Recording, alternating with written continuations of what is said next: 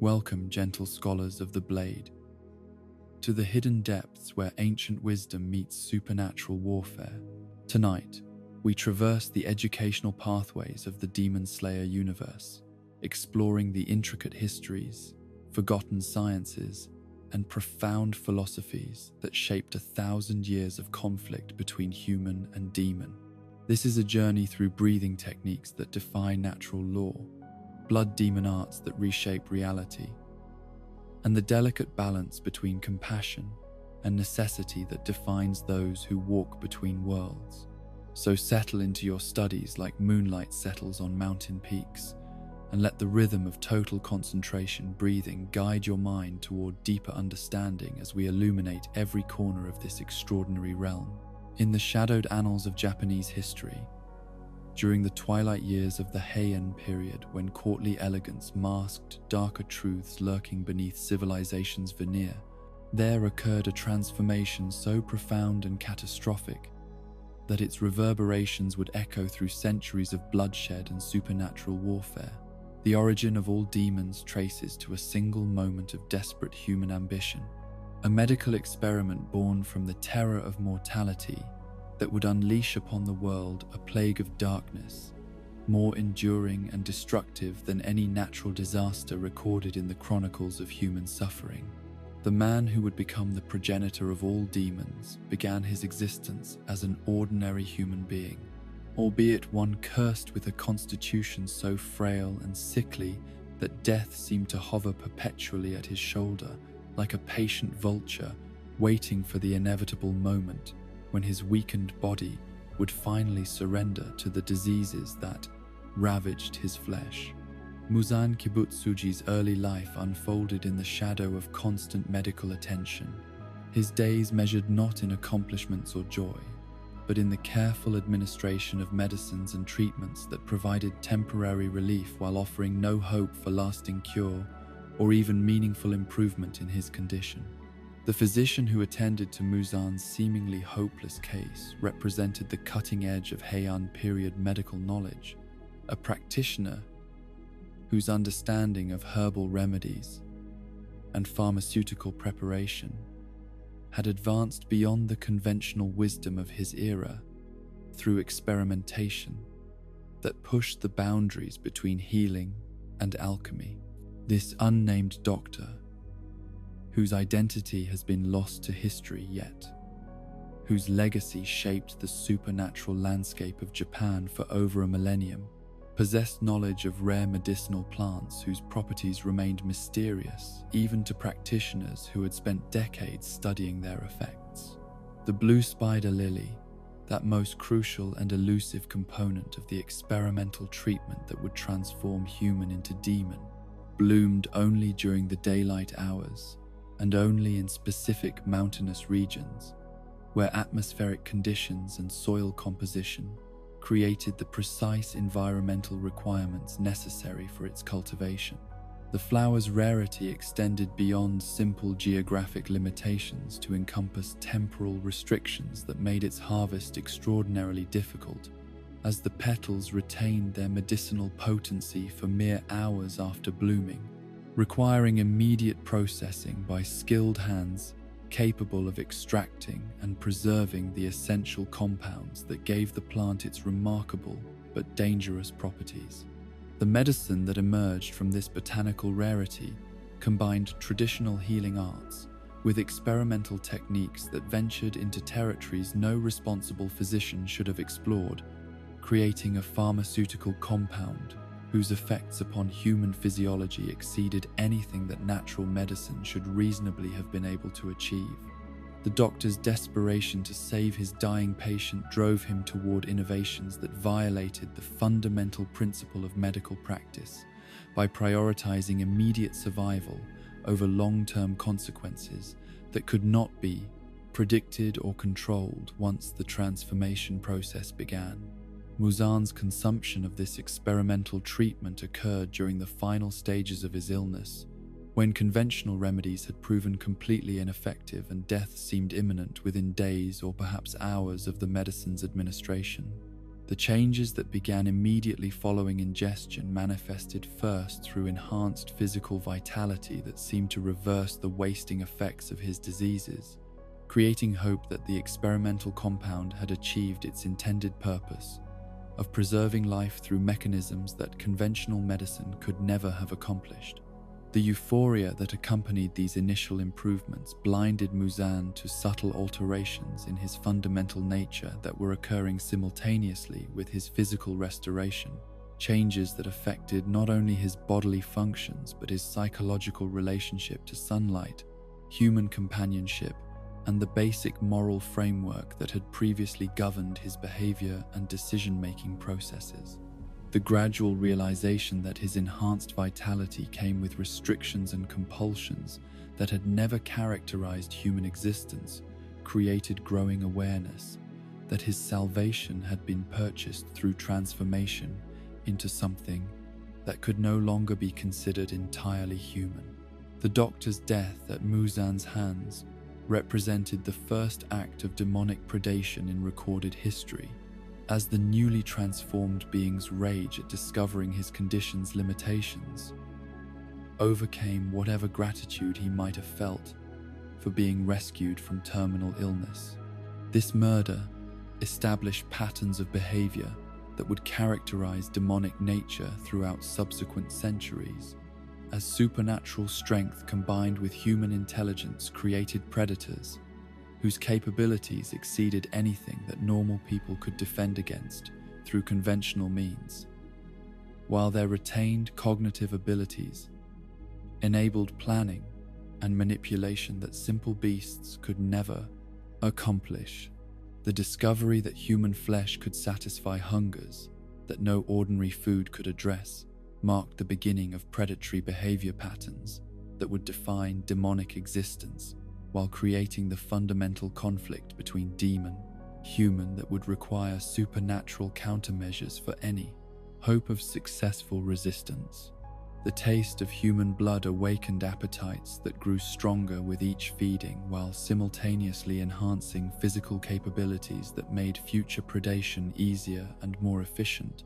creating feedback loops that transformed occasional necessity into systematic hunting behavior. Muzan's immortality revealed itself through his body's ability to regenerate from injuries that would prove fatal to any normal human being. Yet this gift of eternal life came with psychological costs that no amount of physical invulnerability could compensate for or alleviate. The knowledge that he could theoretically live forever was balanced by the understanding that his existence would require constant vigilance against the sunlight that could destroy him instantly, and the realization that his enhanced capabilities came with isolation from the human society he had once been part of and could never truly rejoin. The fear of death that had originally motivated his acceptance of experimental treatment paradoxically intensified following his transformation into a being who possessed theoretical immortality, yet remained vulnerable to specific threats that could eliminate him as effectively as any terminal disease had once threatened his human existence. The irony of achieving eternal life only to discover new forms of mortality created psychological instability that would influence his behavior throughout subsequent centuries, while driving him toward increasingly desperate attempts to eliminate any possibility of destruction through elimination of threats he could not directly control. The creation of other demons through Muzan's blood represented both an attempt to create subordinates who could serve his purposes and a mechanism for spreading his condition to others whose transformations might provide insights into overcoming the limitations that sunlight and other weaknesses imposed upon his own existence. The process by which human beings could be converted into demons through exposure to demonic blood created possibilities for expanding his influence, while generating armies of supernatural creatures whose loyalty could be ensured through mechanisms that transcended normal human motivations and relationships. the selective process by which some humans survived demonic transformation, while others died immediately upon exposure to Muzan's blood, remained mysterious even to the demon progenitor himself, suggesting that successful conversion required specific physical or psychological characteristics that could not be identified or replicated through conscious effort. The randomness that characterized transformation success rates meant that creating new demons involved significant waste of potential resources while producing unpredictable results that might or might not serve his strategic objectives. Effectively, the blood demon arts that began manifesting among demons who survived transformation represented evolution of supernatural capabilities beyond simple enhancement of physical attributes toward development of abilities that could manipulate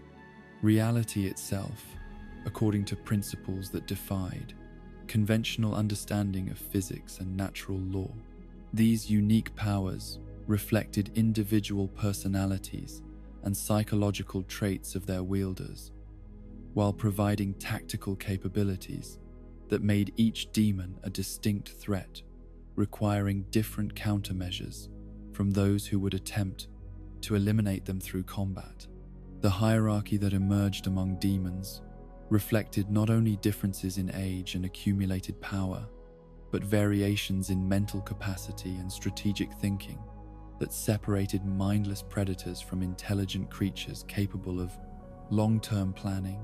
and sophisticated manipulation of human society. The development of ranking systems based on combat effectiveness and contribution to Muzan's objectives created competitive dynamics that motivated demons toward greater achievement while providing organizational structure that enabled coordinated activities that individual predators could never accomplish alone. Muzan's ability to monitor and control his demonic offspring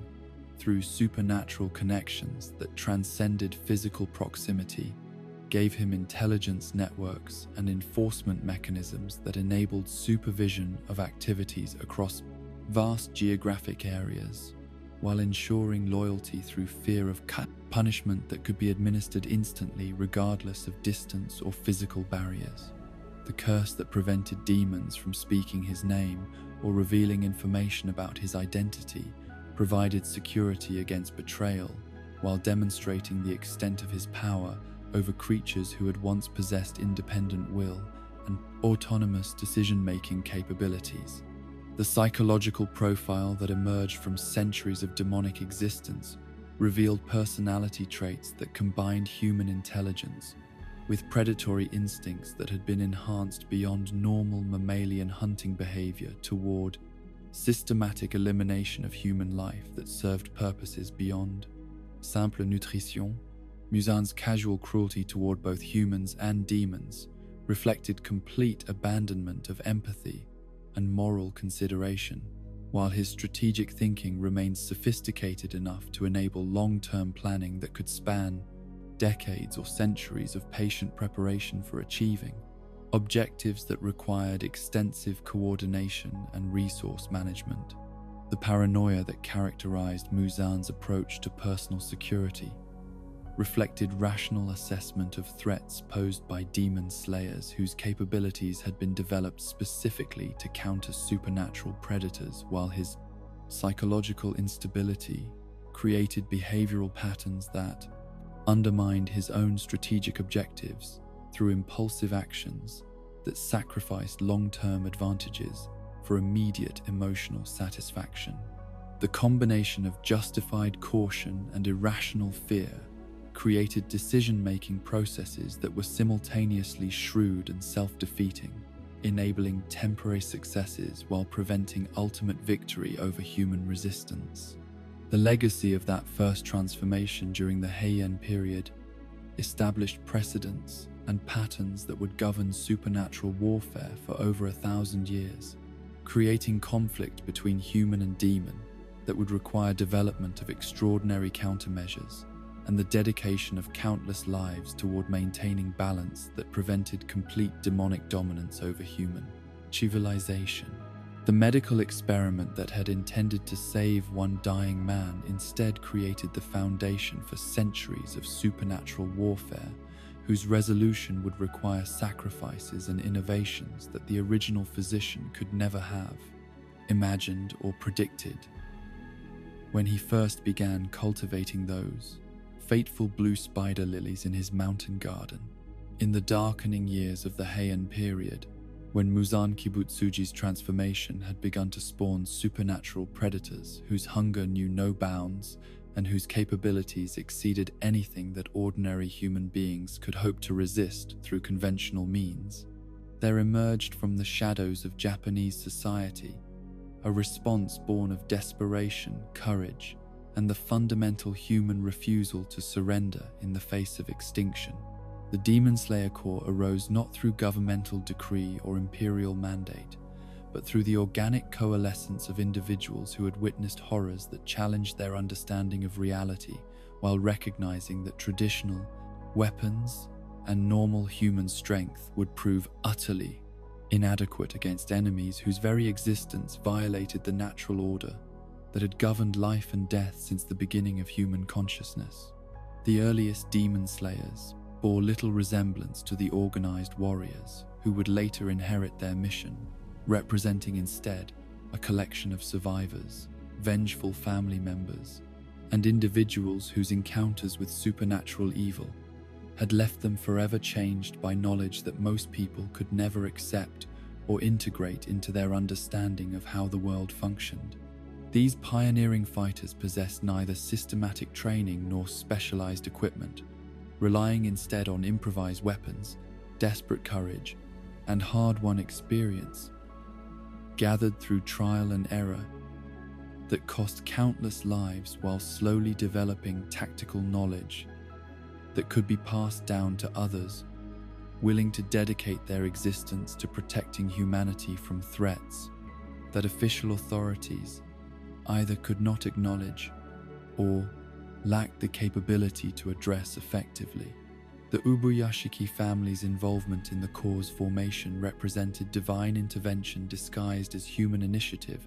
as their hereditary curse created circumstances that made their survival dependent upon the successful elimination of all demons, while providing motivation that transcended ordinary human concerns about personal safety or social responsibility. The supernatural affliction that had been placed upon their bloodline ensured that each generation would suffer increasingly severe illness and shortened lifespans,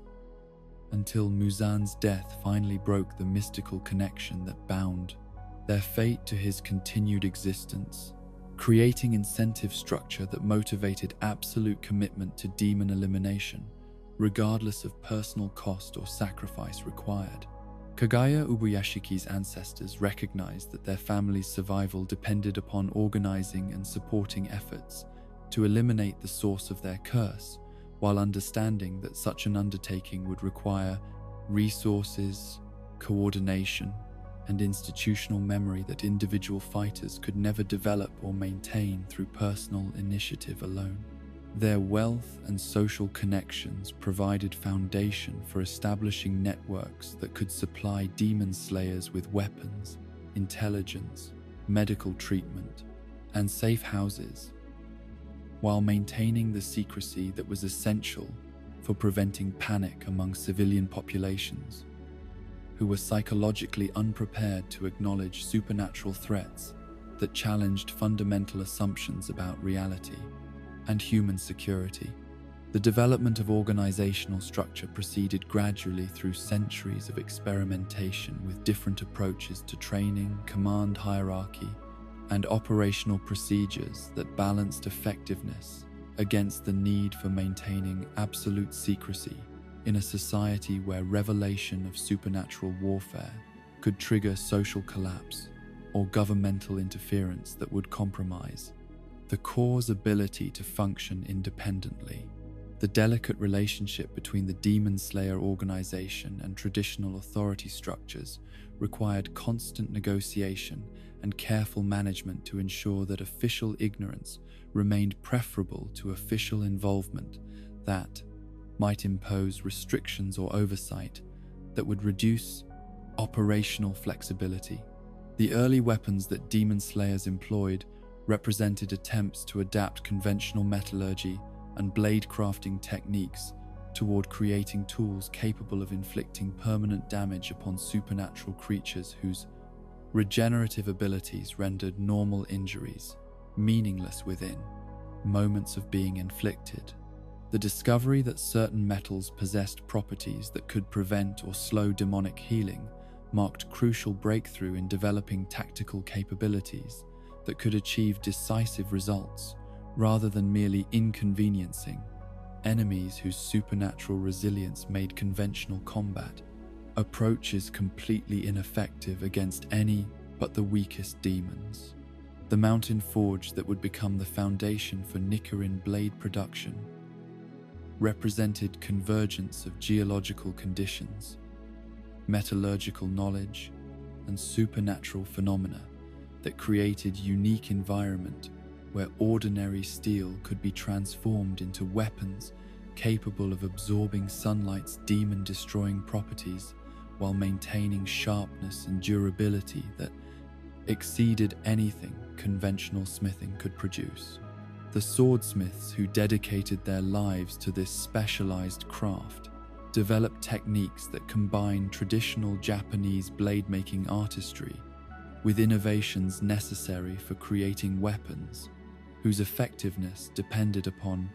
factors that normal metallurgy had never needed to consider or accommodate.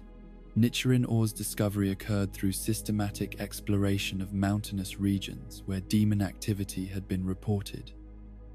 Yet, where certain areas seemed to repel supernatural presence through environmental factors that remained mysterious until investigation revealed mineral deposits whose properties interacted with demon physiology in ways that created vulnerability where none had previously existed. The mining operations that extracted this precious material required coordination with demon slayer operations to ensure worker safety while maintaining sufficient production levels to supply growing numbers of warriors whose survival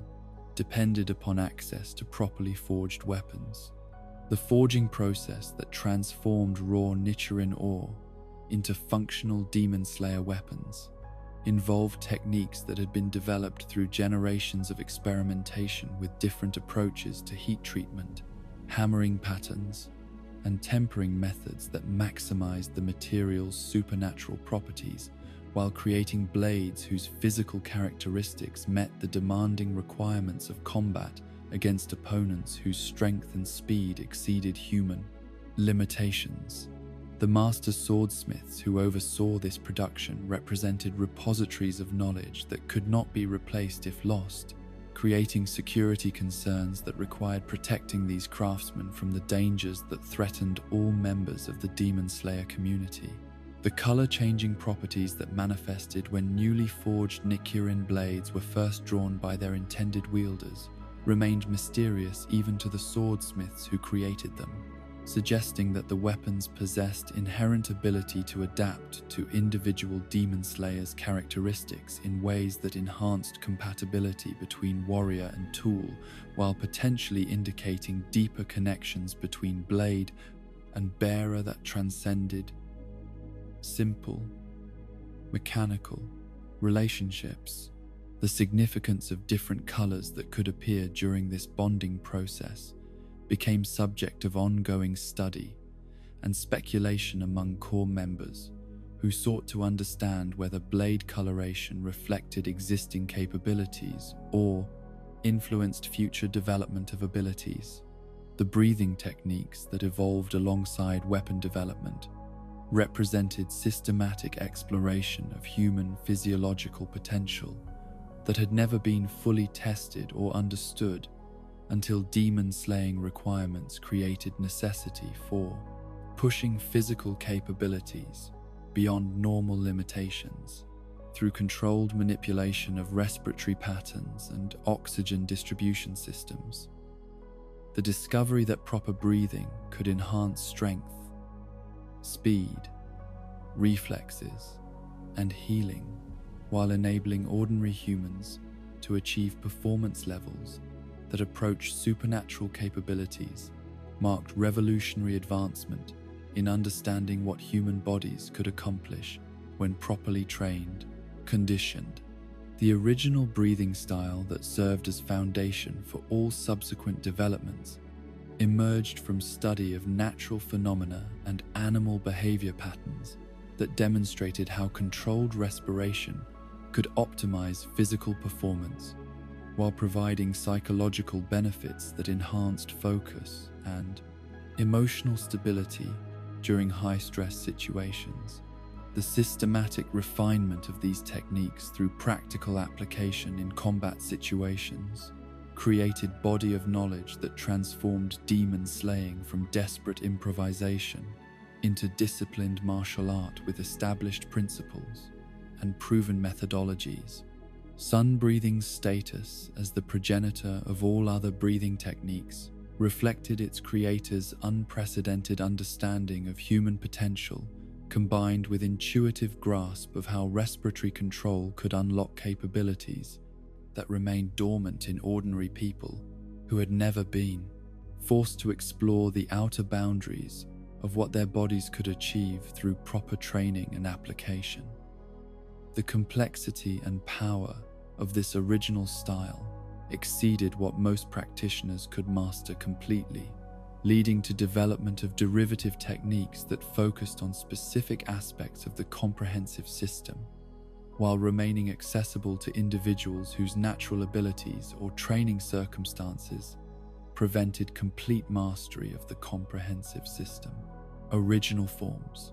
The branching evolution that created distinct breathing styles reflected different approaches to optimizing human performance for supernatural combat, while accommodating individual differences in physical capability, psychological temperament, and tactical preference that influenced how effectively various techniques could be learned and applied. Water breathing's emphasis on adaptability and flow created fighting styles suitable for practitioners whose strengths lay in flexibility and technical precision,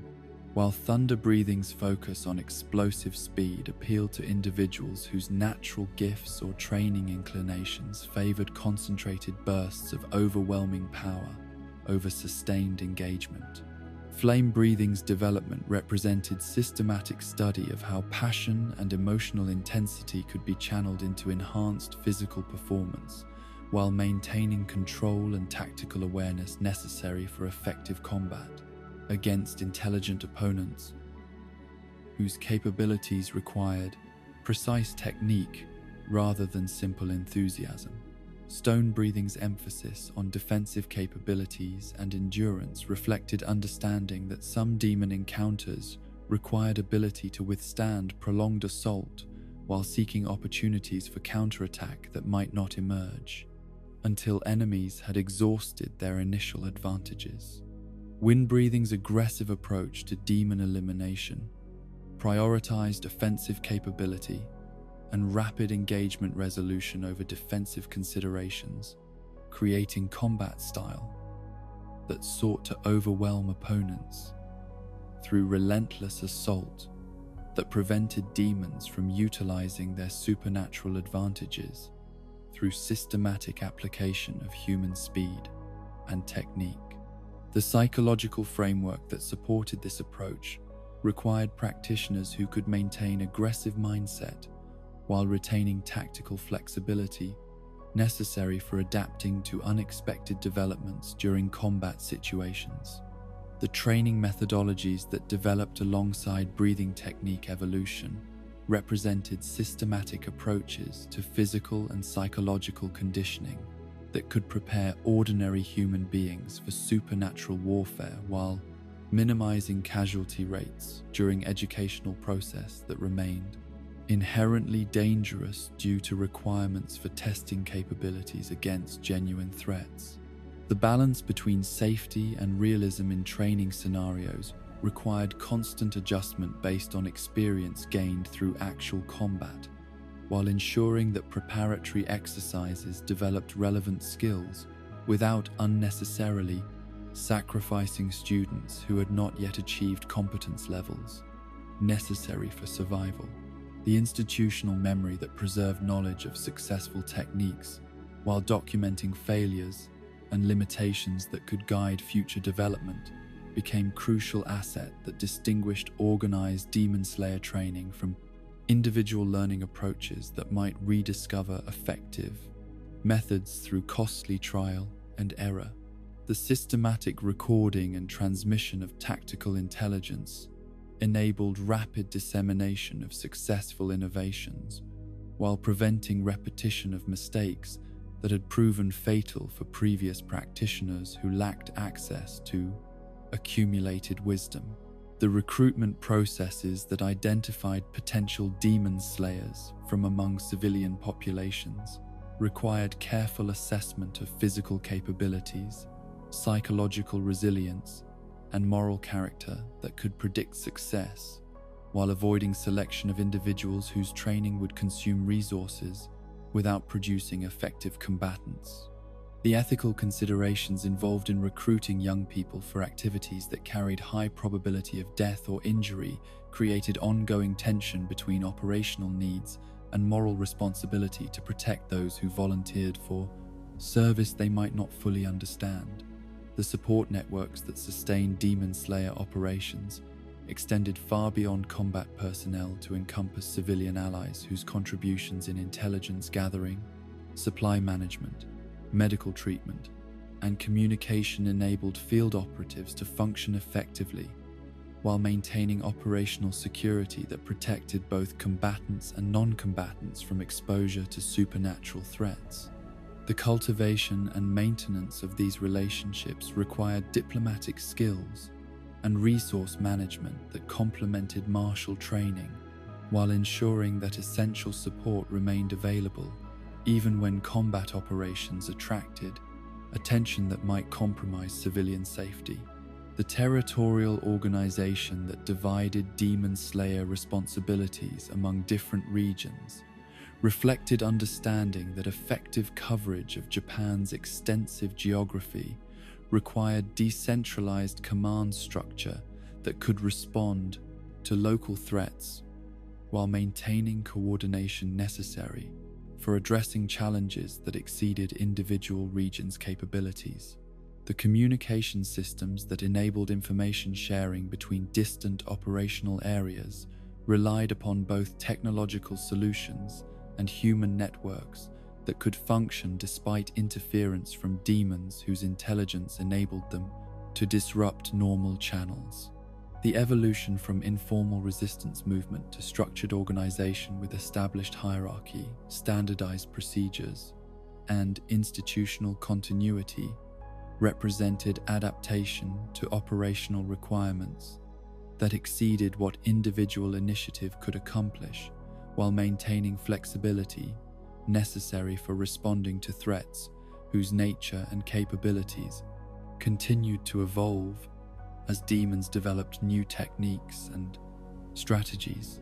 The balance between formal structure and tactical adaptability required ongoing adjustment based on experience, while preserving core principles that had proven essential for organizational survival and mission success.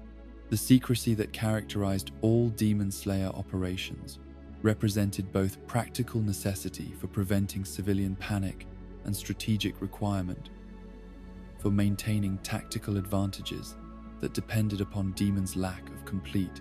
information about human defensive capabilities and organizational structure.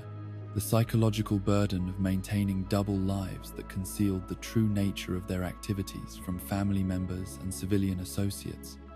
created additional stress for operatives whose primary mission already imposed extreme demands upon emotional resilience and mental stability. The legacy of the Heian period founders established traditions and institutional culture that continued to influence Demon Slayer operations throughout subsequent centuries, while providing inspirational examples of dedication and sacrifice that motivated later generations to maintain standards of excellence despite personal costs involved in supernatural warfare. The transformation from desperate improvisation to organized resistance movement demonstrated human capacity for adaptation and cooperation when faced with existential threats that required responses beyond individual capability or conventional military solutions. In the annals of supernatural warfare, where human limitation collides with demonic impossibility, and only the extraordinary can bridge the gap between mortal capability and otherworldly threat, there stands one figure whose legend transcends the boundaries of historical record to enter the realm of myth and divine intervention. Yoriichi Tsugikuni emerged during the Sengoku period, not as a product of systematic training or inherited technique, but as a manifestation of human potential, so complete and unprecedented that his very existence seemed to violate natural law, while simultaneously revealing what humanity might achieve when every physical and spiritual gift converged within a single individual whose dedication matched his unprecedented natural abilities. The breathing technique that Yoriichi developed represented more than simple innovation or improvement upon existing methods, embodying instead a fundamental revelation about the relationship between human consciousness, physical capability, and the cosmic forces that governed both natural and supernatural phenomena. Sun breathing emerged from his intuitive understanding of how controlled respiration could synchronize with celestial rhythms while channeling solar energy through human physiology in ways that transformed ordinary flesh and bone into conduits for power that approached the divine while remaining grounded in techniques that could theoretically be learned and applied by others who possessed sufficient dedication and natural capability. The 13 forms that comprised complete sun breathing represented systematic exploration of every possible application of solar-enhanced human movement, each technique designed to address specific tactical situations while contributing to comprehensive combat methodology that left no aspect of supernatural warfare unaddressed. The circular nature of these forms reflected Yoriichi's understanding that effective demon elimination required continuous motion that could be sustained indefinitely without creating openings that intelligent opponents might exploit, transforming individual techniques into flowing sequence that resembled dance more than conventional swordplay, while maintaining devastating effectiveness that exceeded anything traditional martial arts could achieve. The first form, dance, established foundation for all subsequent techniques through movement patterns that generated momentum and positioning advantages while building energy that could be channeled into more complex applications. The flowing motions that characterized this technique reflected solar movement across sky while creating attack patterns that were simultaneously beautiful and deadly, demonstrating how aesthetic perfection and combat effectiveness could merge into unified expression of human potential, elevated beyond normal limitations through proper understanding of universal principles. Yoriichi's mastery of this foundational technique exceeded mere mechanical proficiency to encompass intuitive understanding of how individual movements could be modified and combined according to changing tactical requirements, while maintaining essential characteristics that enabled transition into any other form without pause or preparation that might create vulnerability during combat against opponents whose supernatural speed required instant adaptation to evolving circumstances. His execution of dance demonstrated fluidity that seemed to bend reality around his movements, while generating cutting power that could sever demonic flesh as easily as morning sun dispels darkness. The clear blue sky form represented Yoriichi's solution to challenges posed by multiple opponents or demons whose size exceeded normal parameters for single-target techniques, creating 360-degree attack pattern that could eliminate threats from any direction while maintaining defensive capabilities that prevented counterattack during execution. The spinning motion that characterized this technique generated centrifugal force that enhanced blade speed while creating visual effect that resembled miniature sun whose radiance could blind enemies while delivering fatal strikes from angles that conventional swordsmanship could never achieve. The development of this form reflected Yoriichi's analytical approach to combat problem-solving, recognizing that supernatural warfare would inevitably involve situations where traditional one-on-one engagement became impossible due to tactical circumstances that required simultaneous attention to multiple threats whose coordination could overwhelm even superior individual technique. His perfection of clear blue sky demonstrated how proper understanding of physics and geometry could multiply human capabilities while creating tactical options that remained unavailable to practitioners who relied purely on strength or speed without systematic consideration of environmental factors. Raging Sun represented channeling of pure solar fury into concentrated attack that could overcome even the most powerful demonic defenses through application of energy that transcended normal physical limitations while maintaining precision necessary for achieving decapitation against opponents, whose movements might exceed human ability to track through conventional observation. The technique required complete synchronization between breathing rhythm, muscular tension, and spiritual focus, while generating heat that could be felt by observers despite sun breathing's normally cool execution of devastating techniques. The psychological transformation that accompanied mastery of Raging Sun reflected necessity for practitioners to access emotional states that combined righteous anger with perfect control, channeling fury that could motivate supernatural performance while maintaining tactical awareness that prevented emotion from compromising judgment during critical moments when single mistakes could prove fatal. Yoriichi's demonstration of this technique revealed how human passion could be refined into weapon against evil, while preserving compassion that distinguished righteous combat from simple violence or revenge-seeking that might corrupt practitioners' essential humanity.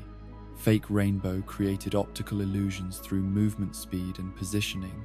that generated afterimages capable of confusing even supernatural senses, while enabling attacks from unexpected angles that bypass demonic defenses designed to counter conventional approach patterns. The technique required understanding of how light behavior could be manipulated through precise timing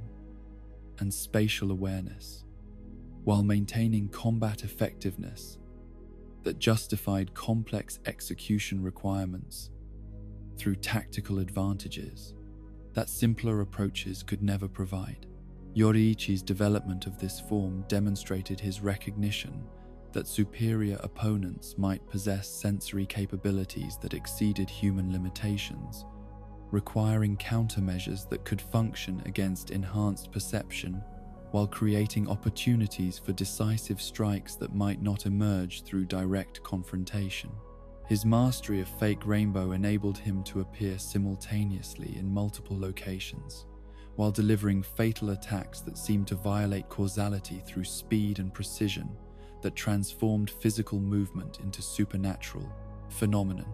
Firewheel embodied circular cutting motion that could maintain continuous offensive pressure while creating defensive barriers that protected practitioner from counterattacks during extended engagements where stamina and endurance became factors determining ultimate success or failure. The rotating blade movement generated cutting force that increased with each revolution, while creating visual effect that resembled blazing wheel, whose heat and light could disorient enemies while delivering strikes from constantly changing angles. The endurance requirements for maintaining Firewheel at full effectiveness reflected sun breathing's demanding nature that required practitioners whose physical conditioning exceeded normal human capabilities while possessing mental discipline necessary for sustaining complex techniques. During high-stress situations where momentary lapse in concentration could create fatal vulnerability, Yoriichi's demonstration of this form revealed how proper breathing could provide energy for sustained combat that normal human physiology should not have been able to maintain. Burning Bone's Summer Sun represented direct assault technique that concentrated maximum possible cutting power into single strike capable of penetrating any known demonic defense while generating heat that could cauterize wounds and prevent regeneration during crucial moments when demons might otherwise recover from otherwise fatal damage. The technique required complete commitment to attack pattern that offered minimal defensive options while promising devastating results against opponents whose elimination justified accepting tactical risks that more conservative approaches might avoid. The development of this form reflected Yoriichi's understanding that certain combat situations required abandoning defensive considerations in favor of overwhelming offensive commitment that could achieve decisive results before enemies could adapt or respond effectively. His execution of Burning Bone's Summer Sun demonstrated how calculated aggression could overcome superior physical capabilities through application of technique that transformed human limitations into advantages when properly focused and timed. Sunflower Thrust created linear attack that could achieve maximum penetration distance while maintaining accuracy necessary for targeting specific anatomical weak points that might provide paths to successful decapitation, despite defensive measures that protected more obvious approach routes. The technique combined elements of traditional spearwork with sword methodology, while incorporating sun-breathing enhancements that multiplied effectiveness beyond what either conventional approach could achieve individually. Yoriichi's perfection of this form enabled him to eliminate demons whose defensive capabilities or combat positioning made standard cutting techniques inadequate, while demonstrating how systematic analysis of enemy weak points could create tactical opportunities that brute force approaches might never discover. His demonstration of Sunflower Thrust revealed precision that could target individual scales on demonic armor while generating force sufficient to penetrate supernatural defenses through focused application of enhanced human capability. Dragon Sun Halo represented technique designed specifically for aerial combat or engagement with flying demons,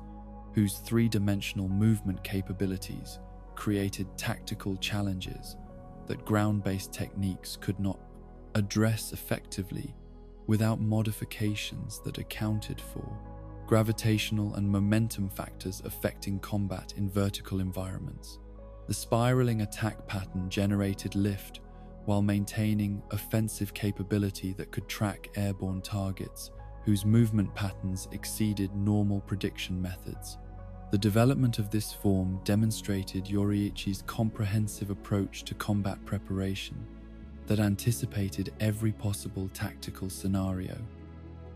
while creating solutions that maintained sun-breathing's essential characteristics despite environmental factors that might compromise effectiveness of techniques designed for more conventional engagement circumstances. His mastery of Dragon Sun Halo enabled combat effectiveness that remained constant regardless of battlefield conditions, while providing tactical flexibility that could adapt to opponents whose capabilities transcended normal physical limitations. Flame Dance represented culmination of sun-breathing mastery that combined elements from all previous forms into seamless sequence that could be sustained indefinitely while adapting to changing tactical requirements through flowing transitions that maintained continuous offensive pressure. The technique created visual effect resembling solar flare while generating cutting patterns that seemed to encompass entire battlefield through movements that defied conventional understanding of human speed and precision capabilities. Yoriichi's execution of Flame Dance represented perfect synthesis of technique natural ability, and spiritual development that elevated human potential to levels that approached divine capability, while remaining grounded in methods that could theoretically be transmitted to others whose dedication matched their natural gifts.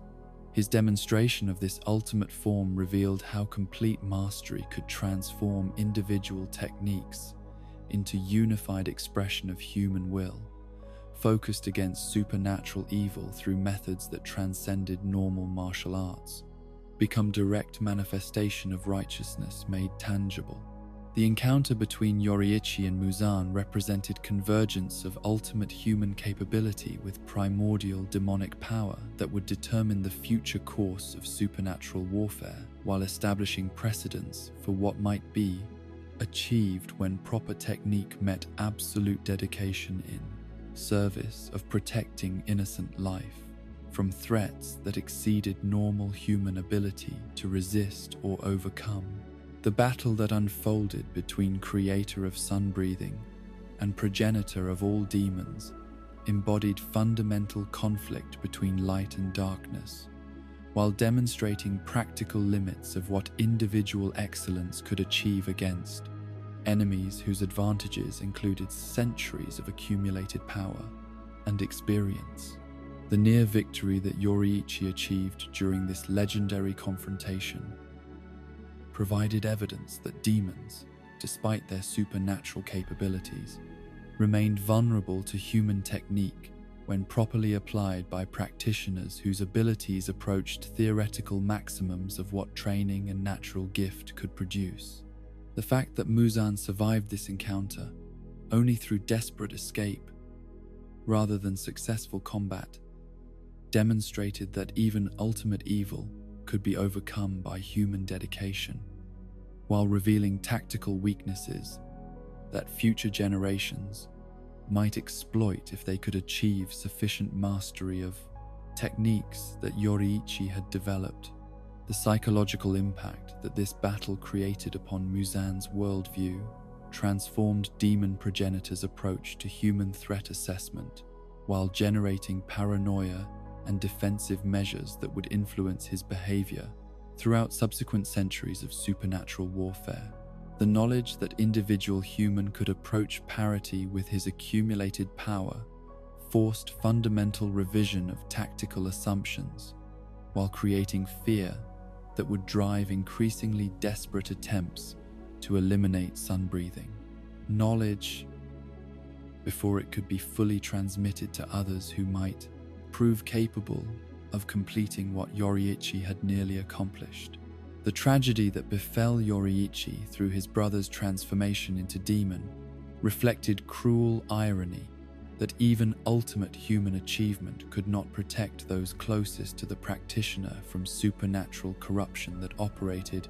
through mechanisms that combat skill alone could not prevent or reverse. The emotional devastation that resulted from being forced to fight and kill transformed family member created psychological burden that revealed how personal costs of supernatural warfare could overwhelm even those whose capabilities seemed to elevate them above normal human limitations and vulnerabilities. The connection between sun-breathing and Kamado family lineage reflected Yoriichi's efforts to preserve his techniques through transmission to individuals whose character and dedication suggested potential for maintaining traditions that formal demon slayer organizations might not survive to protect during periods when institutional continuity became compromised by external pressures or internal conflicts. The Hinokami Kagura that was passed down through generations of charcoal sellers represented simplified version of complete sun-breathing that maintained essential elements while remaining accessible to practitioners whose circumstances prevented full-time dedication to martial training. The gradual loss of complete sun-breathing knowledge reflected practical challenges involved in transmitting complex techniques whose mastery required natural abilities and training commitment that few individuals possessed, while organizational priorities focused on developing derivative breathing styles that could produce effective demon slayers without requiring exceptional gifts that might not emerge in successive generations. The decision to preserve simplified forms rather than risk complete loss of sun breathing represented pragmatic compromise that ensured some knowledge would survive even if perfect transmission proved impossible. The reverence that later generations of demon slayers showed toward Yoriichi's memory reflected recognition that his achievements represented pinnacle of human potential, while his techniques provided foundation for all subsequent developments in supernatural combat methodology. The stories that preserved account of his accomplishments served both inspirational and educational purposes, while maintaining institutional awareness of what might be achieved when proper dedication met exceptional natural ability in service of protecting innocent life from supernatural threats that required extraordinary responses. The derivative breathing styles that emerged from systematic study of sun-breathing principles represented adaptation of Yoriichi's innovations to accommodate individual differences in physical capability, psychological temperament, and training circumstances while maintaining effectiveness necessary for demon elimination despite modifications that simplified or specialized original techniques. The success of these derivative styles validated fundamental principles that Yoriichi had discovered while demonstrating how innovative approaches could be modified and transmitted across generations despite limitations that prevented perfect preservation of original methods. The mystery that continued to surround complete sun-breathing mastery reflected both technical complexity of original techniques and spiritual development requirements that exceeded what conventional training methods could reliably produce. Without exceptional circumstances that brought together natural ability, proper instruction, and psychological conditions necessary for accessing human potential at levels that Yoriichi had demonstrated were theoretically possible but practically challenging to achieve. The search for practitioners who might prove capable of reviving complete sun breathing continued throughout subsequent centuries, while derivative styles provided effective alternatives for those whose gifts or circumstances prevented achievement of ultimate mastery that remained theoretical, possibility rather than practical expectation. Within the hierarchical structure that emerged from centuries of supernatural warfare, where individual excellence was refined through systematic training and organizational necessity into positions of supreme authority and responsibility, there arose a system of leadership that would become known as the Hashira, 9 pillars whose mastery of specialized breathing techniques and unwavering dedication to demon elimination represented the pinnacle of human achievement in supernatural combat, while embodying different philosophical approaches to the Imade, sacred duty of protecting innocent life from threats that exceeded normal understanding of what evil could accomplish when freed from natural limitations and moral constraints. The Hashira system represented more than simple military hierarchy or administrative convenience, embodying instead a recognition that effective leadership in supernatural warfare required not only exceptional combat capabilities, but psychological strength necessary for making life or death decisions under circumstances where conventional moral frameworks provided inadequate guidance. For situations that challenged fundamental assumptions about human nature, justice, and the appropriate balance between compassion and necessity. Each pillar represented mastery of breathing techniques that had been developed and refined through generations of practical application, while maintaining individual personality traits and philosophical perspectives that created diverse approaches to common objectives. Water breathing emerged from systematic study of natural phenomena that demonstrated how fluidity and adaptability could overcome obstacles through persistence and flexibility rather than direct confrontation. creating combat methodology that emphasized technical precision and tactical awareness over raw power or emotional intensity. The practitioners who mastered this breathing style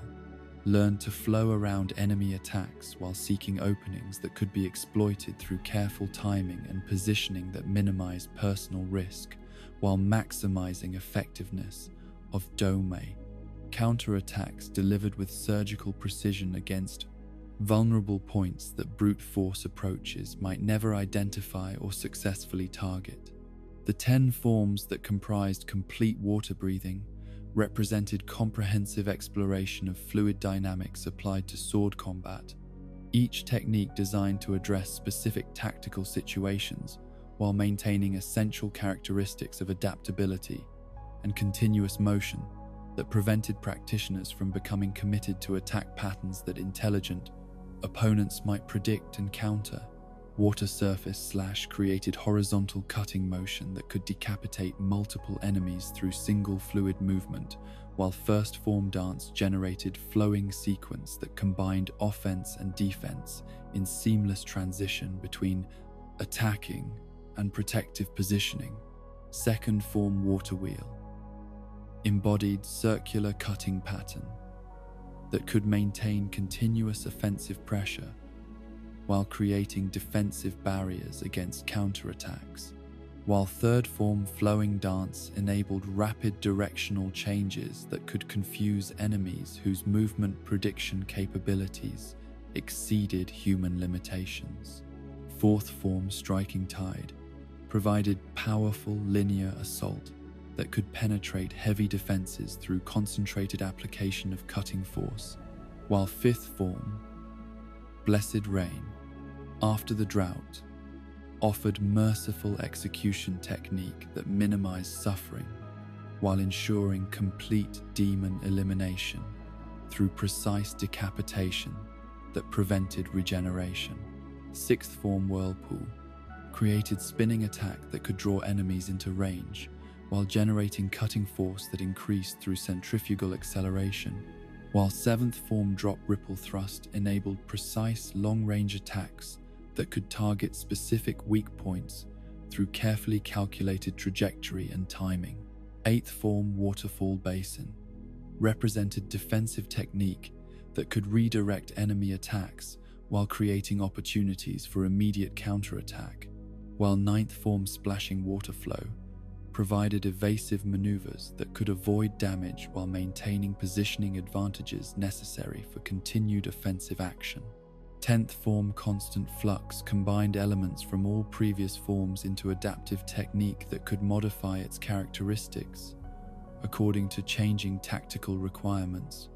while maintaining essential water-breathing principles that enabled practitioners to respond effectively to any situation through proper application of flowing movement and precise timing. The mastery required for this ultimate form exceeded simple technical proficiency to encompass intuitive understanding of combat dynamics that enabled instantaneous adaptation to circumstances that conventional training could never fully anticipate or prepare for adequately. Thunder breathing represented systematic exploration of how explosive power could be concentrated into instantaneous bursts that achieved maximum effect through perfect timing and absolute commitment to attack patterns that offered minimal defensive options, while promising devastating results when executed with proper technique and psychological preparation. The practitioners who specialized in this breathing style developed capabilities for generating speed that exceeded normal human limitations, while maintaining precision necessary for achieving decapitation against opponents whose supernatural reflexes required techniques that operated faster than conscious thought or deliberate movement could accomplish. The 6 forms of thunder breathing reflected different approaches to channeling explosive energy through human physiology while maintaining control necessary for targeting, accuracy, and tactical awareness that prevented practitioners from becoming vulnerable during post-attack recovery periods, when muscular exhaustion might create openings that intelligent enemies could exploit. First form Thunderclap and Flash created linear assault that achieved maximum possible speed through complete muscular commitment, while generating cutting power that could penetrate any known demonic defense when properly executed by practitioners whose training had developed necessary physical, conditioning, and mental discipline. Second form Rice Spirit enabled multiple directional strikes that could eliminate several enemies through rapid sequence of attacks that maintained thunderous power while adapting to changing target positions,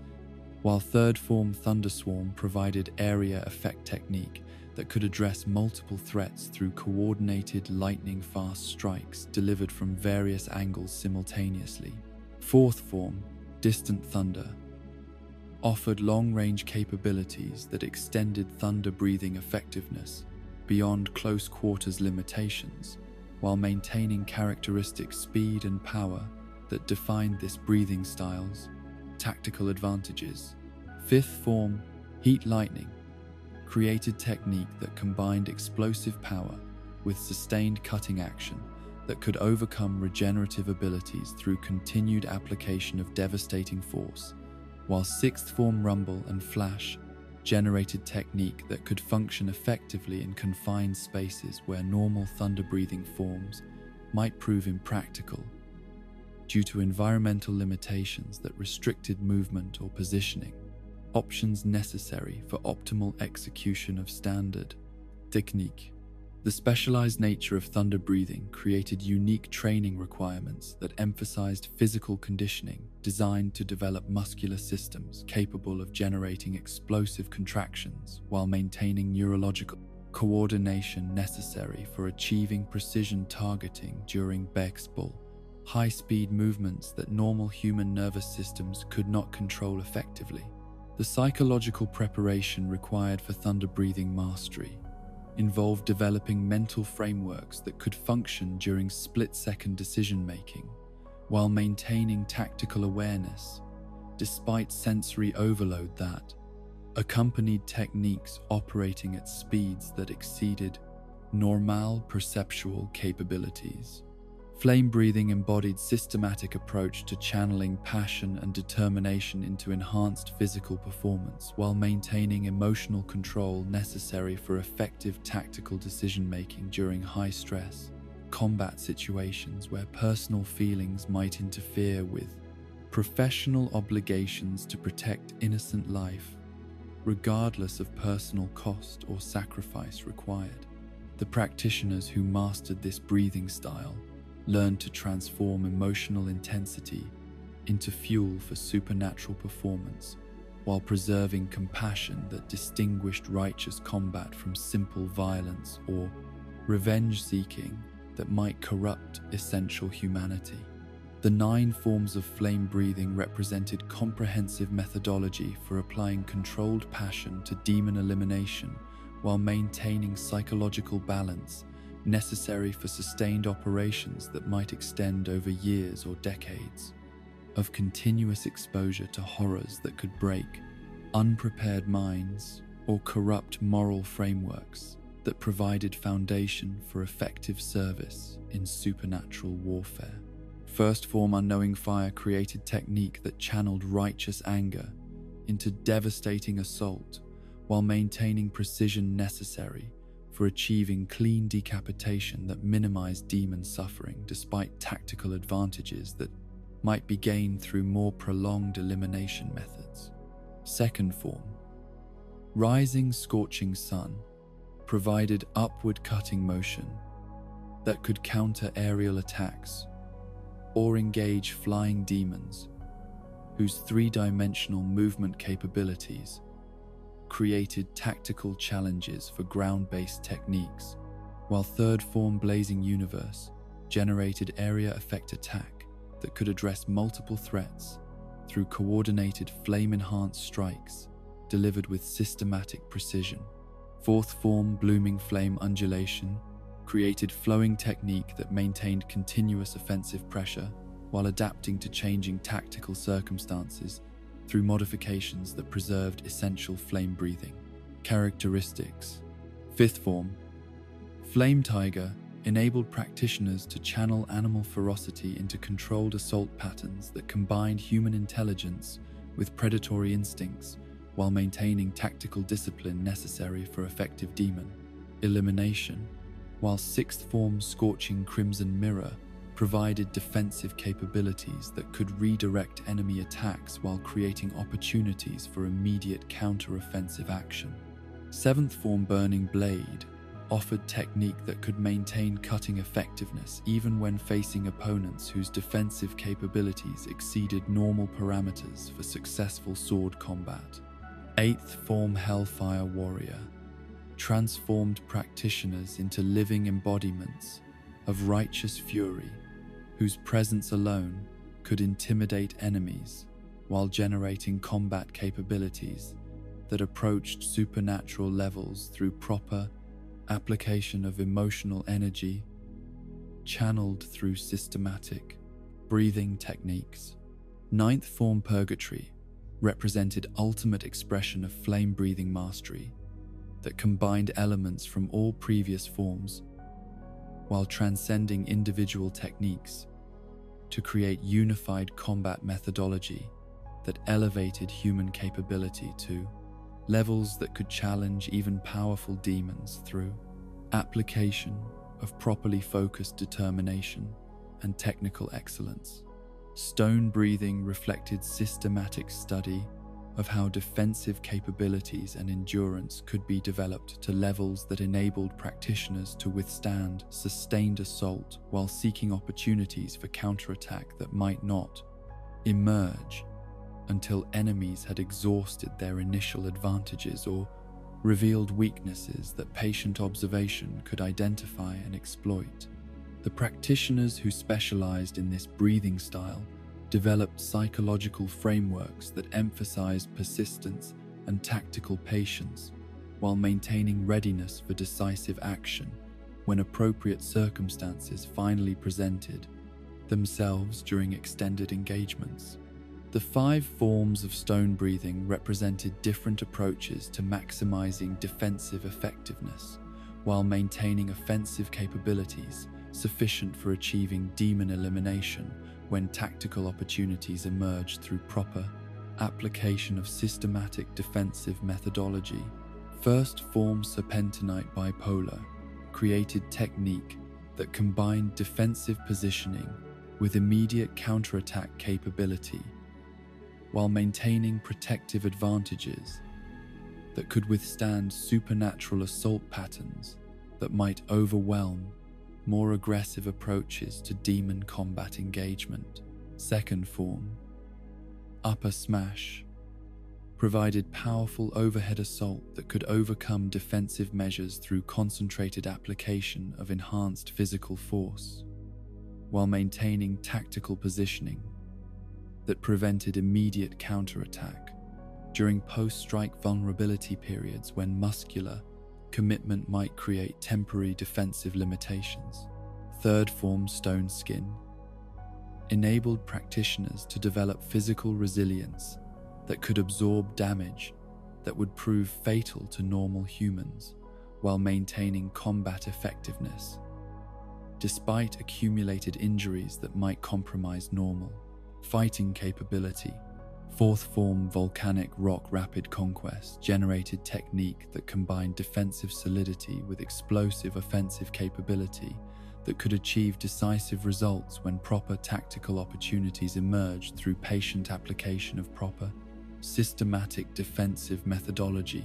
Fifth form Arcs of Justice represented ultimate expression of stone-breathing mastery that transformed practitioners into immovable defenders whose presence could protect others while providing foundation for coordinated tactics that utilized defensive specialists as anchor points for more aggressive team strategies. Wind Breathing embodied aggressive approach to demon elimination that prioritized rapid engagement resolution through relentless offensive pressure that prevented enemies from utilizing supernatural advantages while maintaining tactical flexibility necessary for adapting to unexpected developments. During combat situations where defensive considerations were subordinated to overwhelming assault methodology,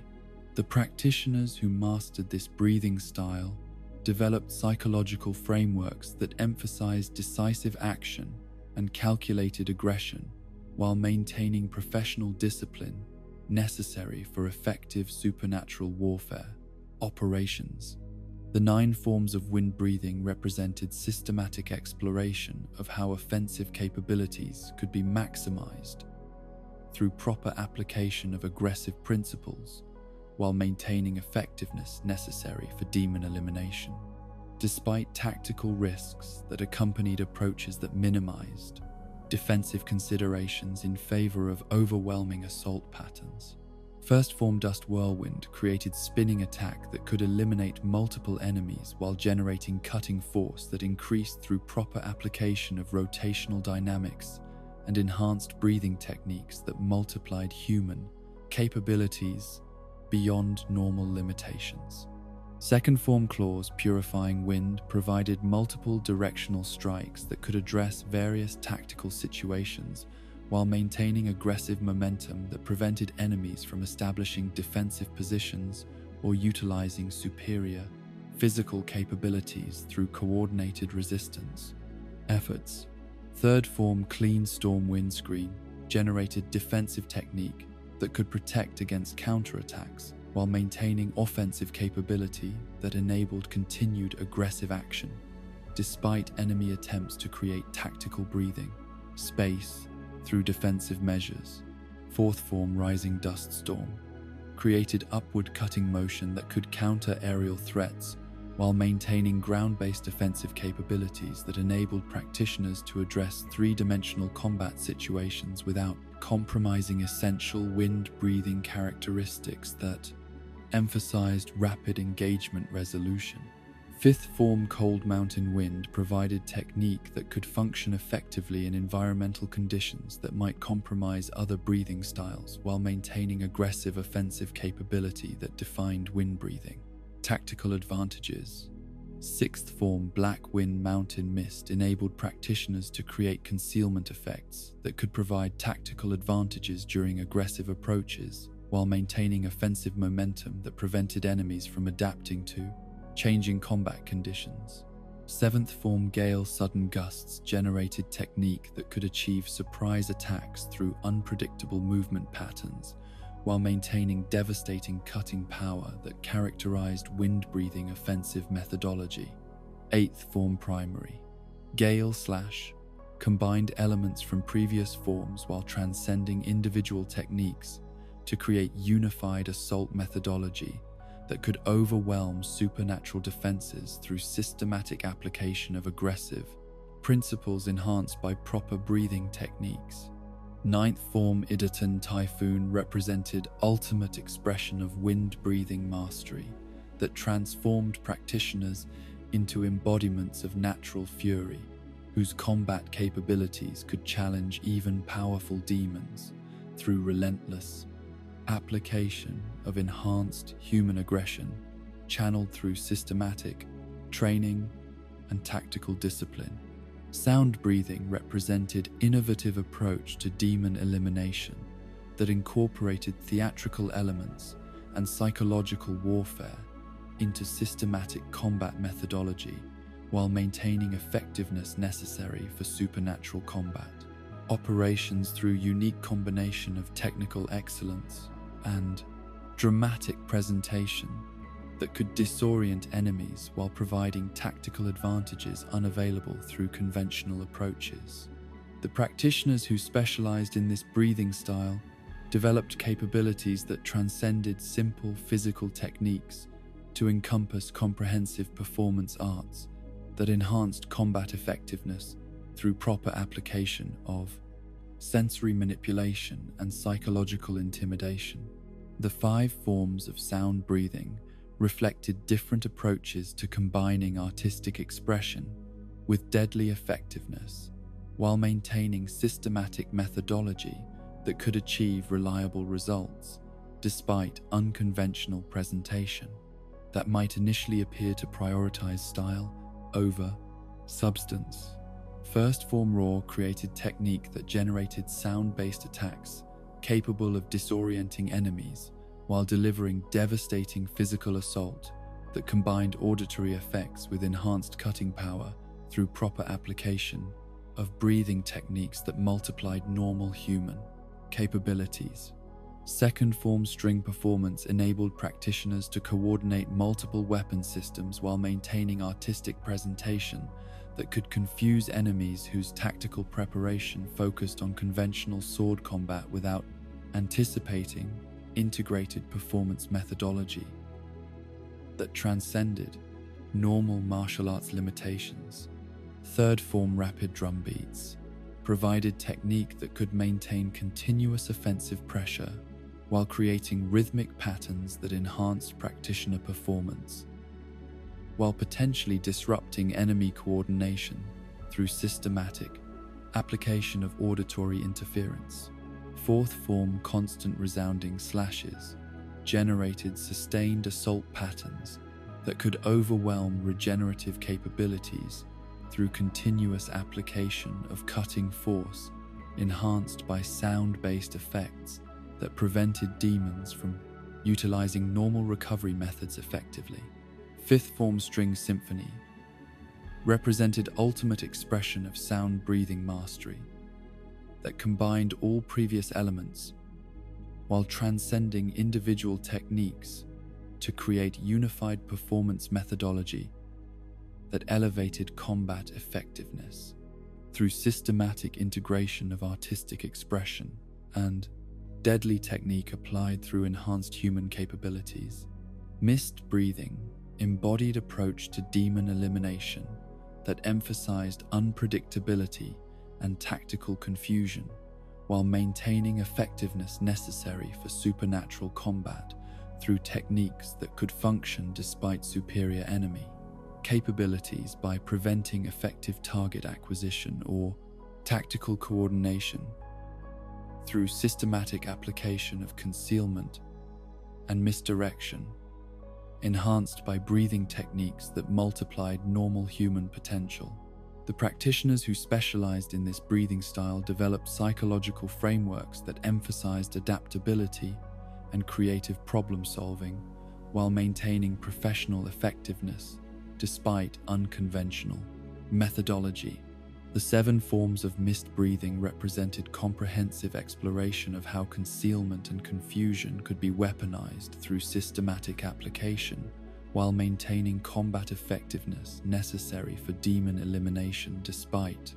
tactical approaches that might appear to emphasize evasion over direct confrontation. First Form Low Cloud Distant Haze created technique that could achieve surprise attacks through environmental manipulation while maintaining cutting power necessary for successful decapitation when tactical opportunities emerged through proper application of systematic concealment methodology. Second Form 8-layered mist enabled practitioners to create multiple simultaneous threats through positioning and movement techniques that could overwhelm enemy defensive capabilities while maintaining individual effectiveness that could achieve decisive results when properly coordinated. Third Form Scattering Mist Splash provided area effect capabilities that could address multiple enemies while maintaining unpredictable attack patterns that prevented effective defensive preparation by opponents whose tactical thinking relied on conventional combat assumptions. Fourth Form Shifting Flow Splash generated technique that could adapt to changing circumstances while maintaining offensive effectiveness through systematic application of environmental awareness and tactical flexibility that enabled success despite superior enemy capabilities. Fifth Form, Sea of Clouds and Haze created defensive technique that could provide protection while maintaining offensive potential that enabled continued combat effectiveness despite enemy attempts to neutralize mist breathing advantages through overwhelming assault. Sixth form, lunar dispersing mist, enabled practitioners to function effectively during nighttime operations while maintaining concealment capabilities that provided tactical advantages during conditions that might favor supernatural opponents whose sensory capabilities exceeded normal human limitations. Seventh form, obscuring clouds, represented ultimate expression of mist-breathing mastery that combined all previous elements while transcending individual techniques to create unified methodology that could challenge even powerful demons. Through systematic application of enhanced human capabilities, channeled through unpredictable tactical approaches, love breathing represented unique adaptation of flame-breathing principles that emphasized emotional connection and protective instincts while developing combat capabilities specifically designed for practitioners whose physical characteristics and psychological temperament required modification of conventional techniques to achieve maximum effectiveness. The flexibility that characterized this breathing style reflected understanding that individual differences in natural ability and personal motivation required systematic accommodation, rather than forcing conformity to standardized approaches that might prove inadequate for achieving optimal results with diverse practitioners. The 6 forms of love breathing demonstrated how conventional breathing techniques could be modified to accommodate individual physical characteristics while maintaining effectiveness necessary for demon elimination through creative adaptation that preserved essential principles while enabling success for practitioners whose capabilities differed from typical parameters. First form Shivers of First Love created technique that utilized enhanced flexibility and reach to achieve cutting angles that conventional approaches could never accomplish, while maintaining precision necessary for successful decapitation. Despite unconventional execution methodology. Second form Love Pangs enabled practitioners to generate multiple simultaneous attacks through enhanced physical capabilities while maintaining emotional connection that provided motivation for sustained performance during extended combat situations. Third form Cat Love Shower provided area effect technique that could address multiple threats while maintaining protective capabilities that enabled defense of others during coordinated combat operations. Fourth form Wisteria Flower Petal Dance generated flowing technique that combined offensive and defensive capabilities while maintaining aesthetic presentation that reflected practitioner personality while achieving tactical effectiveness that validated individual adaptation of systematic methodology. Fifth form Swaying Love Wild Claw created technique that could function effectively despite unconventional weapon characteristics while maintaining cutting power necessary for demon elimination through proper application of enhanced owl breathing techniques. Sixth form Cat-legged Winds of Love represented ultimate expression of love breathing mastery that combined individual adaptation with systematic effectiveness while demonstrating how personal characteristics could enhance rather than compromise combat capabilities when properly integrated through systematic training and tactical development that accommodated rather than suppressed individual differences among practitioners whose dedication matched their unique capabilities. Serpent Breathing embodied systematic approach to demon elimination that emphasized precision targeting and systematic analysis while maintaining effectiveness through careful application of tactical intelligence and environmental awareness that could overcome superior physical capabilities through proper identification and exploitation of enemy weaknesses that brute force approaches might never discover or successfully utilize. The practitioners who specialized in this breathing style developed analytical capabilities that complemented physical techniques,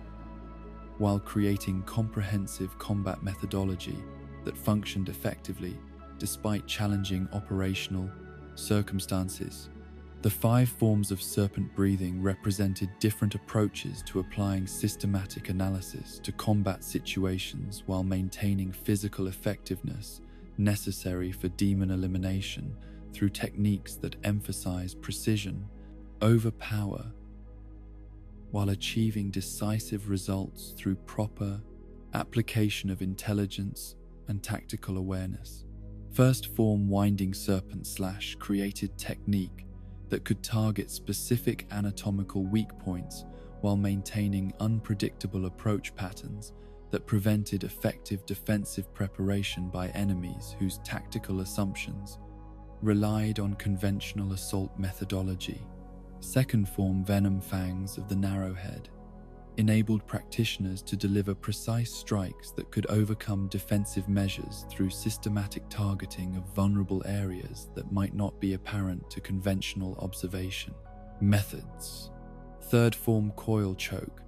generated binding technique that could restrict enemy movement while maintaining offensive capability that enabled continued attack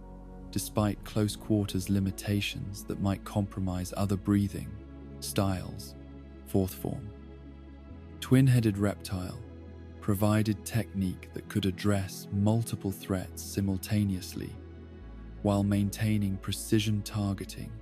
that enabled successful elimination despite complex tactical situations that might overwhelm less systematic approaches. Fifth form. Slithering serpent represented ultimate expression of serpent breathing mastery that combined analytical precision with systematic effectiveness while demonstrating how intellectual capabilities could enhance physical techniques through proper application of tactical intelligence and environmental awareness. Insect breathing represented innovative adaptation of flower breathing principles that emphasized speed and precision while incorporating chemical knowledge that created unique tactical capabilities unavailable through conventional sword techniques alone, demonstrating how scientific understanding could enhance martial effectiveness through systematic integration of multiple disciplines. The practitioners who specialized in this breathing style developed comprehensive combat methodology that transcended simple physical techniques to encompass medical knowledge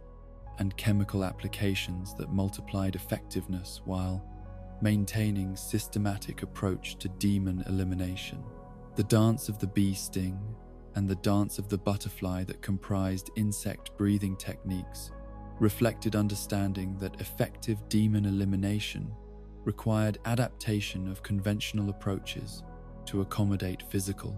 limitations while maximizing advantages that could be gained through scientific knowledge and technical precision. These techniques demonstrated how systematic analysis could identify alternative approaches to achieving necessary results when conventional methods proved inadequate for individual practitioners whose capabilities required creative solutions rather than standardized applications. Beast breathing represented completely self-developed combat methodology that emerged from wilderness survival conditions rather than systematic instruction,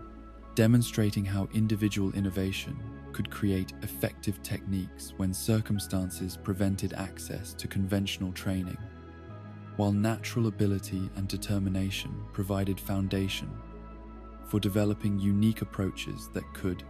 achieve results comparable to established breathing styles. The practitioner who created this breathing style demonstrated how human adaptability could overcome educational limitations through creative problem-solving and persistent experimentation with different approaches to supernatural combat. The systematic development of Nichiren blade technology represented parallel evolution, alongside breathing techniques that created weapons specifically designed for demon elimination, while accommodating individual differences in fighting,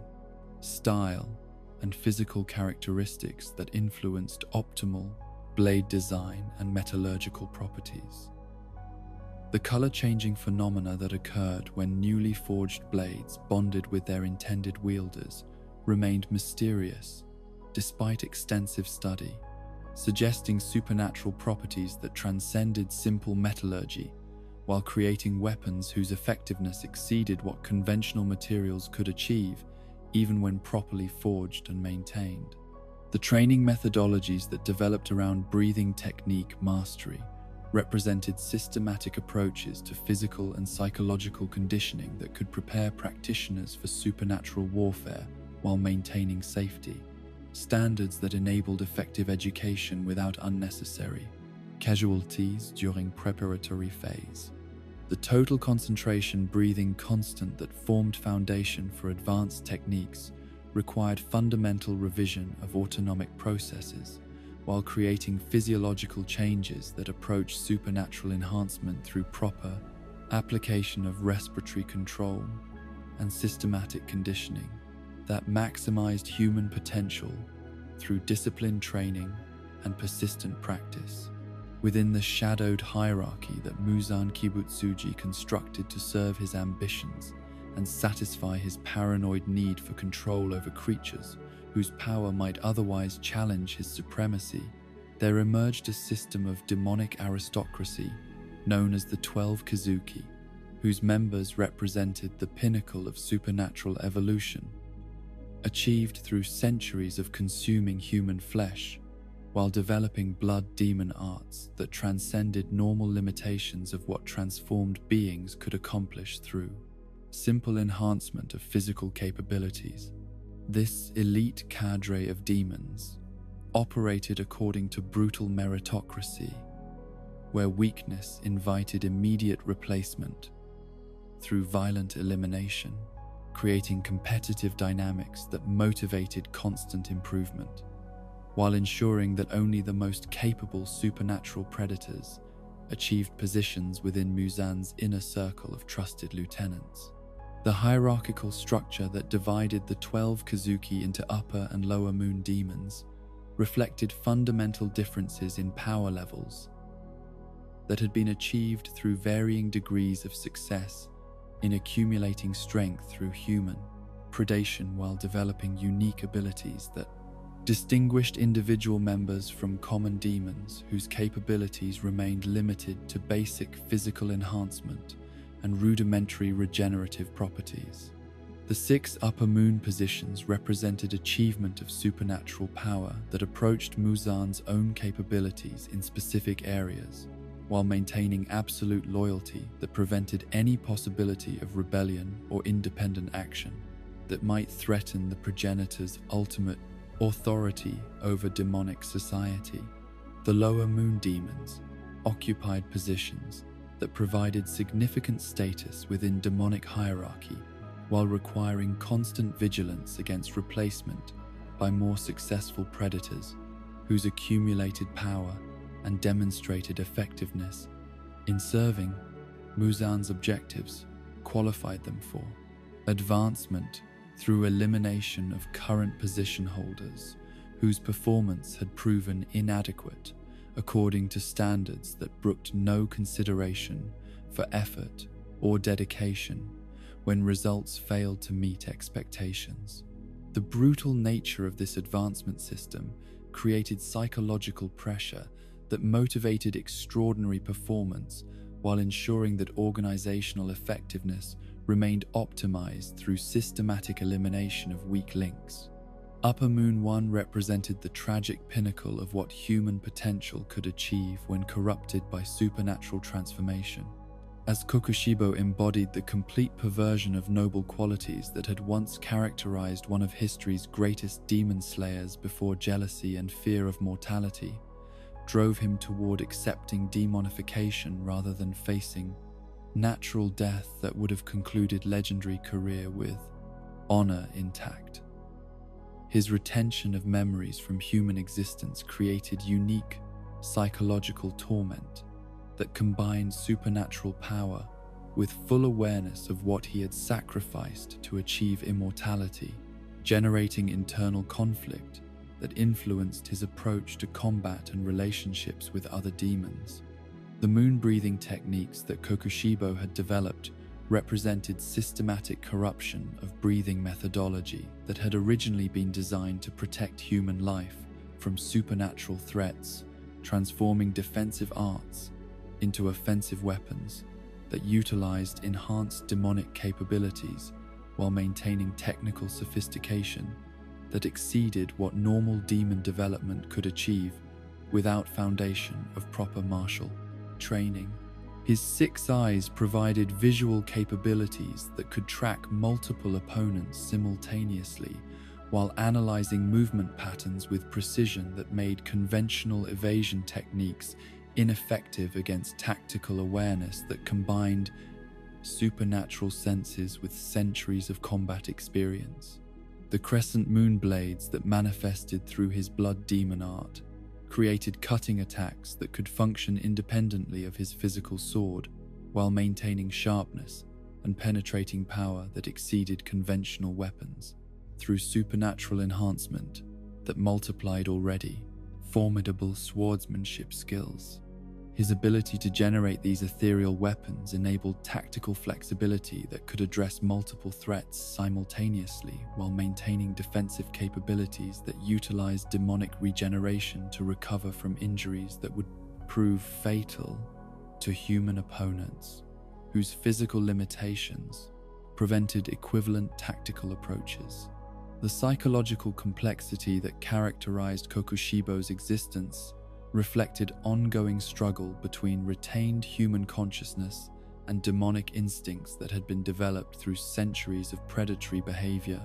creating internal conflict that influenced his tactical decisions, while providing tactical unpredictability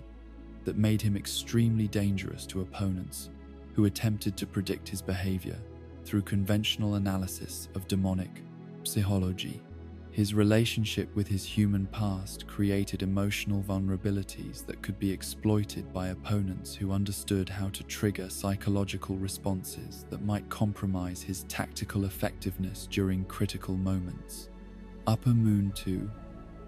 embodied the complete abandonment of human emotion and moral consideration in favor of pure hedonistic pursuit of sensation and experience that transcended normal understanding of pleasure or pain,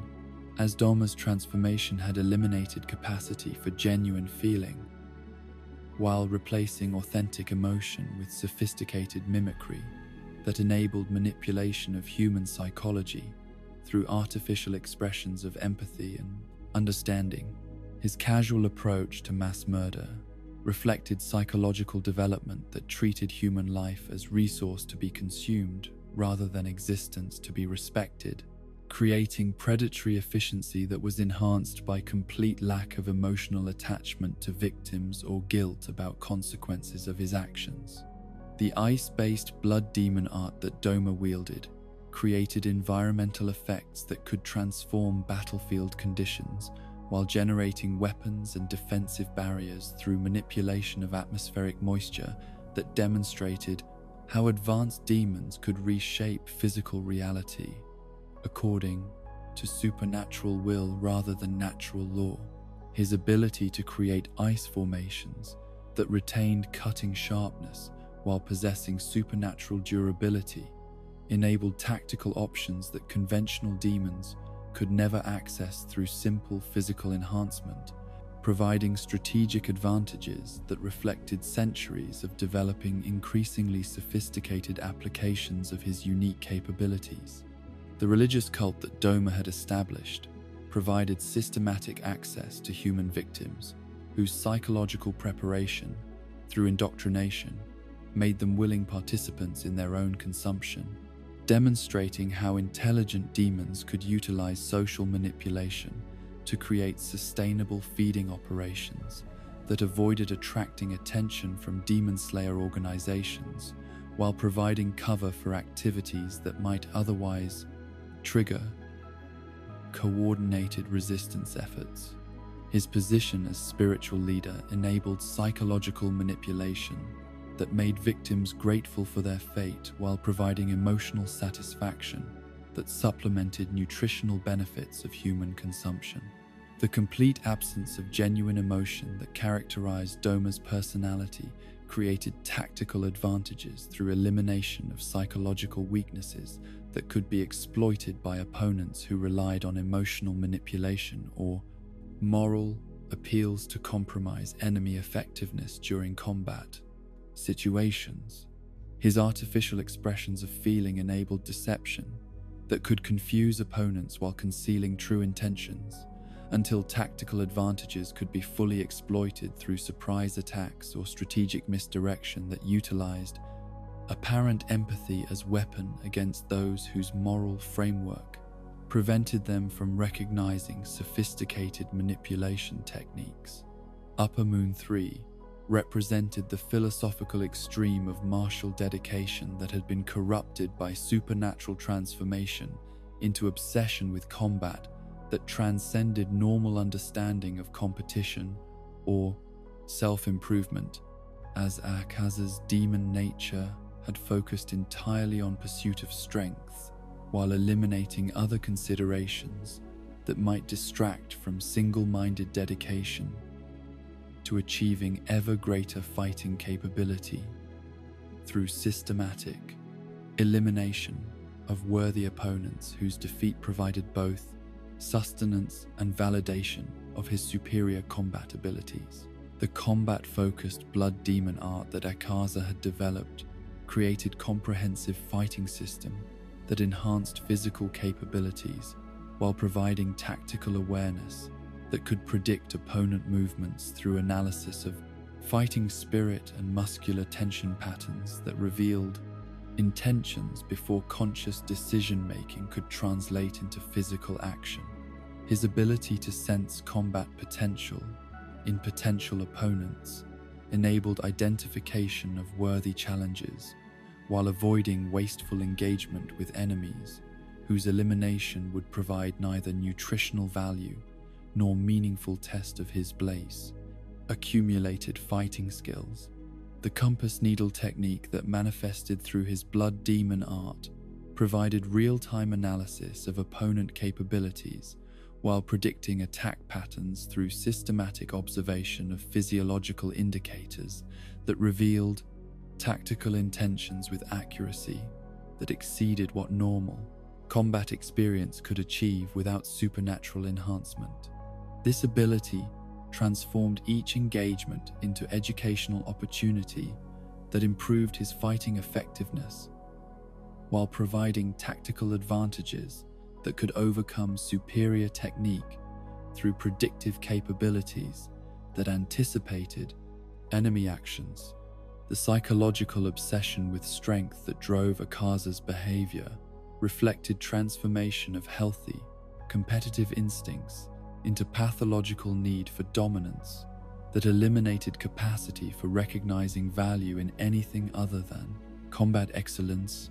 creating narrow focus that provided tactical advantages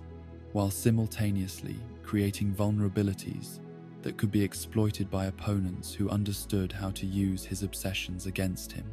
His inability to appreciate human qualities other than fighting ability created blind spots that prevented him from understanding motivations that transcended simple pursuit of power.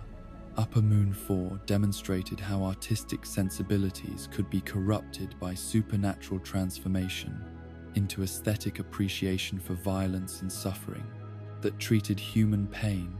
as performance art, worthy of preservation and contemplation, as Hantengu's multiple personality manifestations represented systematic division of emotional responses into separate entities whose coordination created combat capabilities that exceeded what unified consciousness could achieve through individual effort.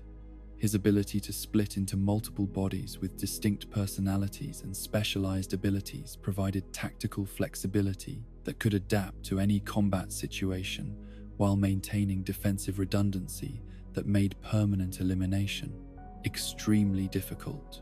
The emotion-based manifestations that emerged from Hantengu's core personality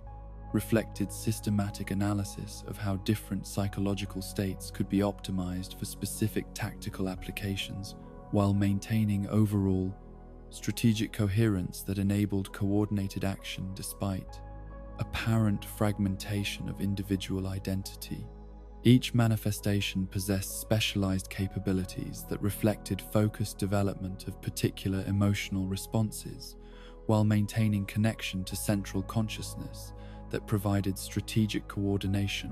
and tactical integration necessary for effective combat performance. The fear that characterized Hantengu's core personality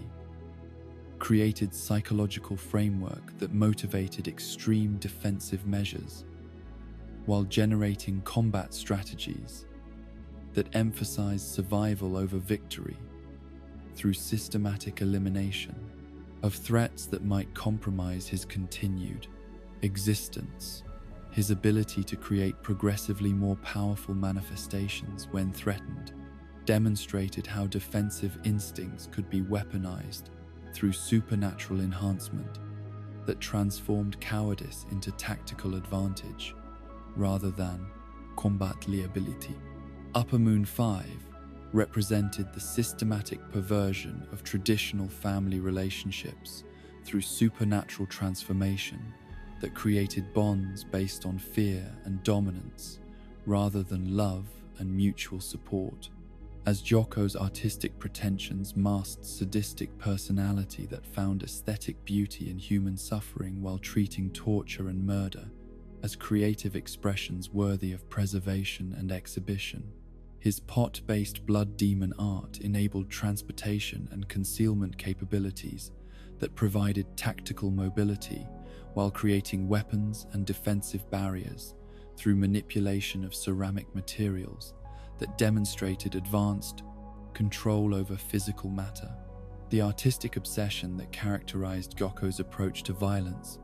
reflected transformation of creative impulses into destructive compulsions that sought to immortalize human pain through sculptural arrangements that treated victims as raw materials for aesthetic projects rather than living beings deserving of moral consideration. His ability to create what he considered beautiful arrangements from human remains demonstrated how supernatural transformation could corrupt positive human traits into instruments of evil that maintained surface appearance of creativity while serving purely destructive purposes. The vanity that motivated Gyoko's behavior created psychological vulnerabilities that could be exploited by opponents who understood how to manipulate his need for artistic recognition while triggering emotional responses that might compromise tactical effectiveness during critical moments. When pride interfered with rational decision-making, his sensitivity to criticism about his artistic abilities provided potential weakness that skilled opponents could utilize to create psychological advantages that supplemented physical combat techniques. Upper Moon 6 embodied the corruption of sibling relationships through supernatural transformation that created codependent dynamics based on mutual exploitation and shared sadism rather than healthy emotional bonds that characterized normal family connections. As Daki and Gyutaro represented systematic perversion of protective instincts into possessive obsession that treated human life as resource to be consumed while maintaining superficial appearance of caring relationship that concealed underlying pathology and mutual enablement of destructive behavior patterns. The shared existence that characterized their demonic nature created tactical advantages through redundant survival systems while providing emotional support that enabled psychological stability despite engaging in activities that would Pengen normally trigger guilt, or moral conflict in individuals whose transformation had not completely eliminated human conscience. Their ability to exist as separate entities while sharing essential life force provided strategic flexibility that could adapt to different combat situations while maintaining backup systems that made permanent elimination extremely challenging. Without addressing both aspects simultaneously, the beauty obsession that motivated Ducky's behavior reflected transformation of normal human vanity into pathological need for aesthetic validation that could justify any degree of cruelty or violence. When appearance or social status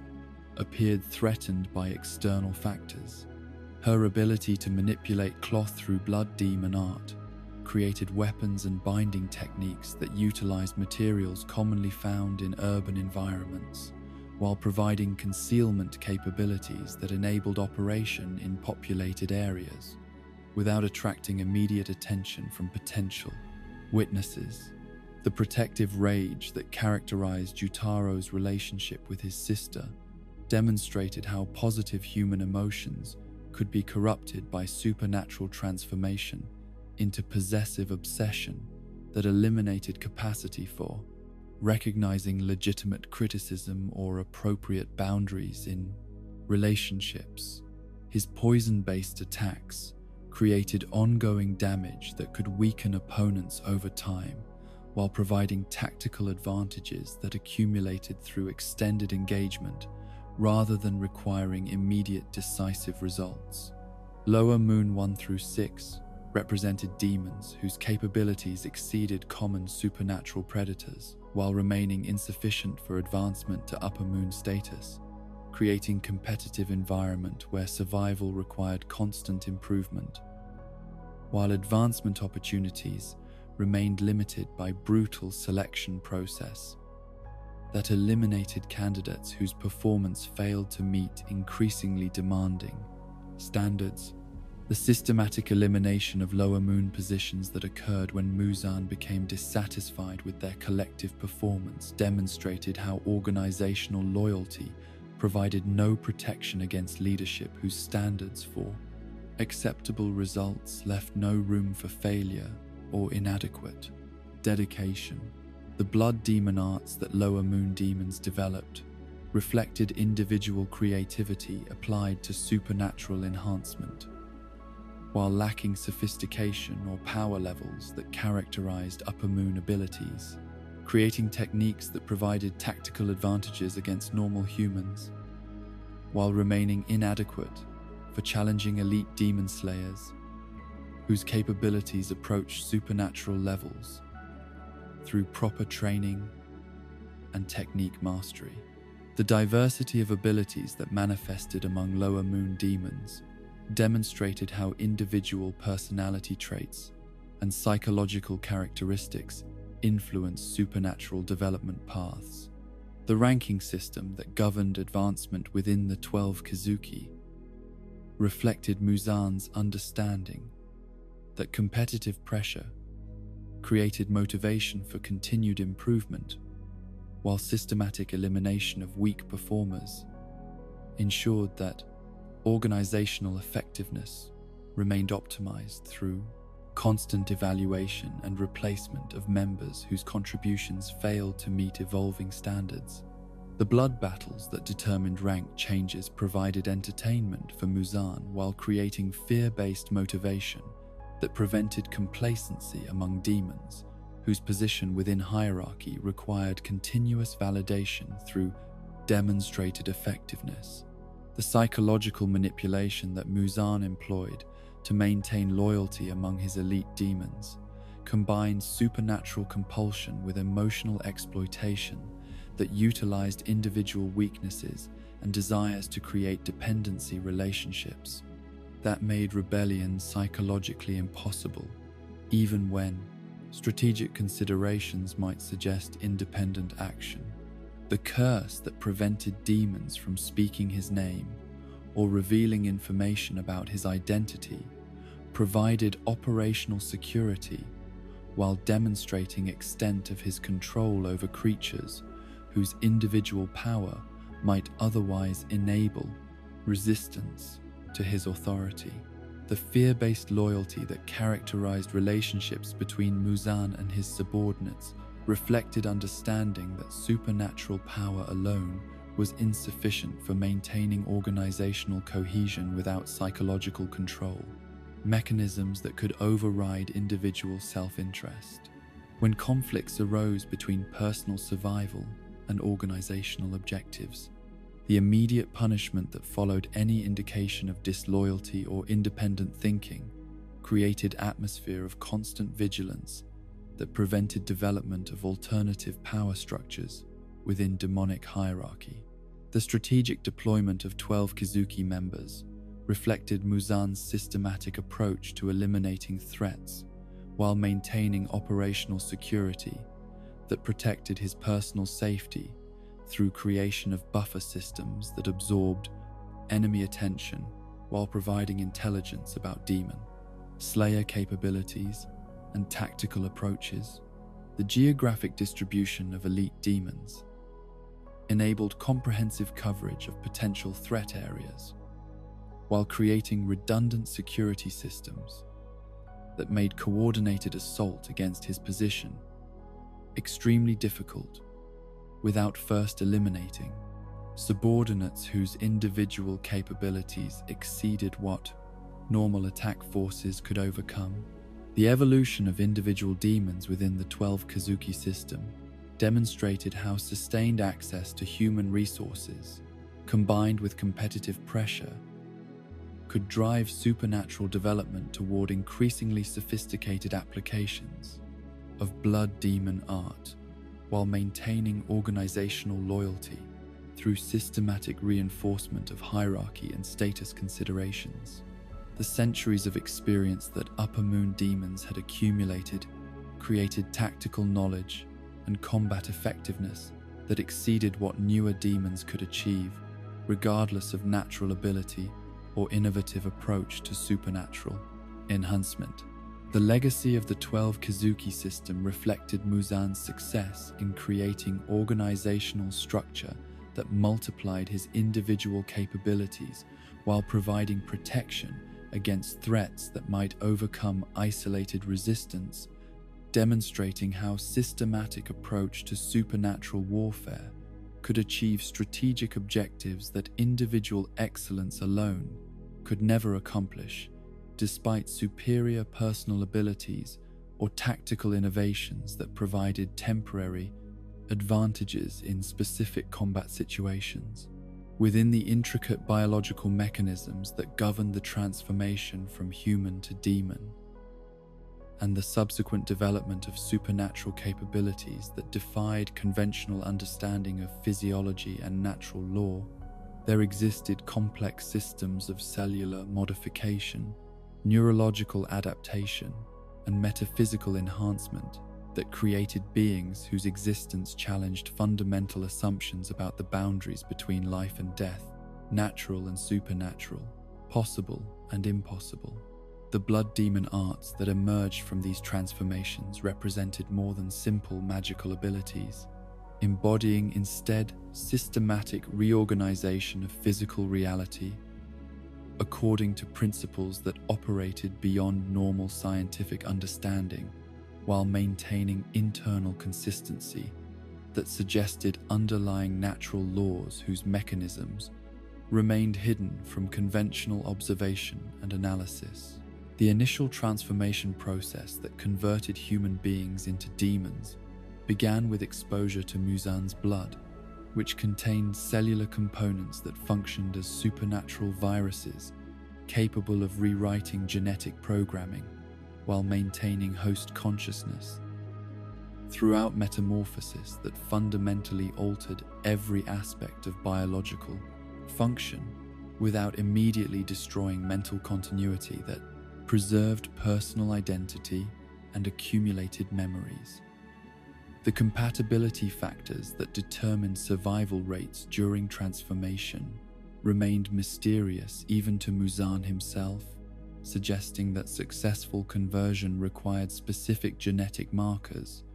or physiological characteristics that could not be identified through external observation or replicated through artificial means.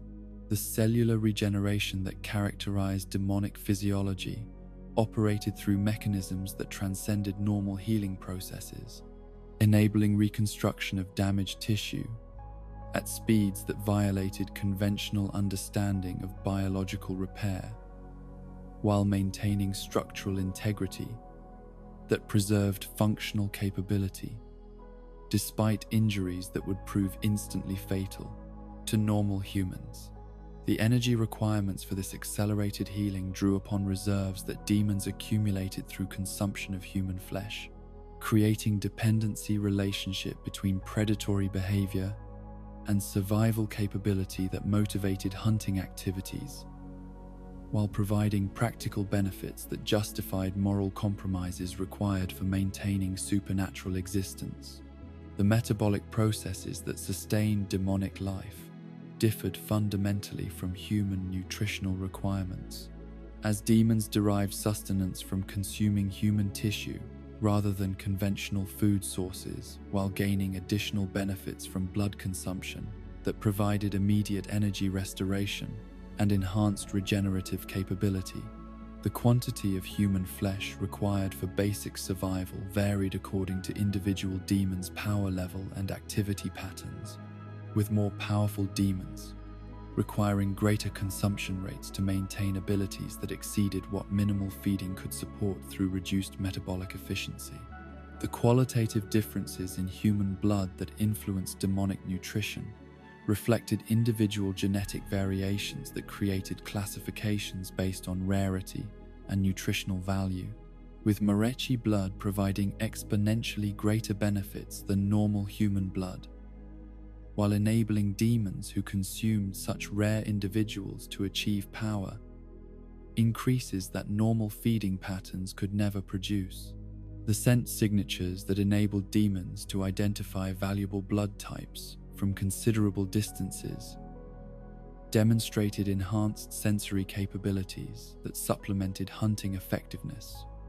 while creating competitive dynamics among demons whose territories overlapped in areas where rare individuals might be encountered. The sunlight vulnerability that affected all demons except Muzan operated through cellular breakdown mechanisms that caused immediate disintegration when exposed to solar radiation, suggesting that demonic physiology incorporated photosensitive compounds that reacted catastrophically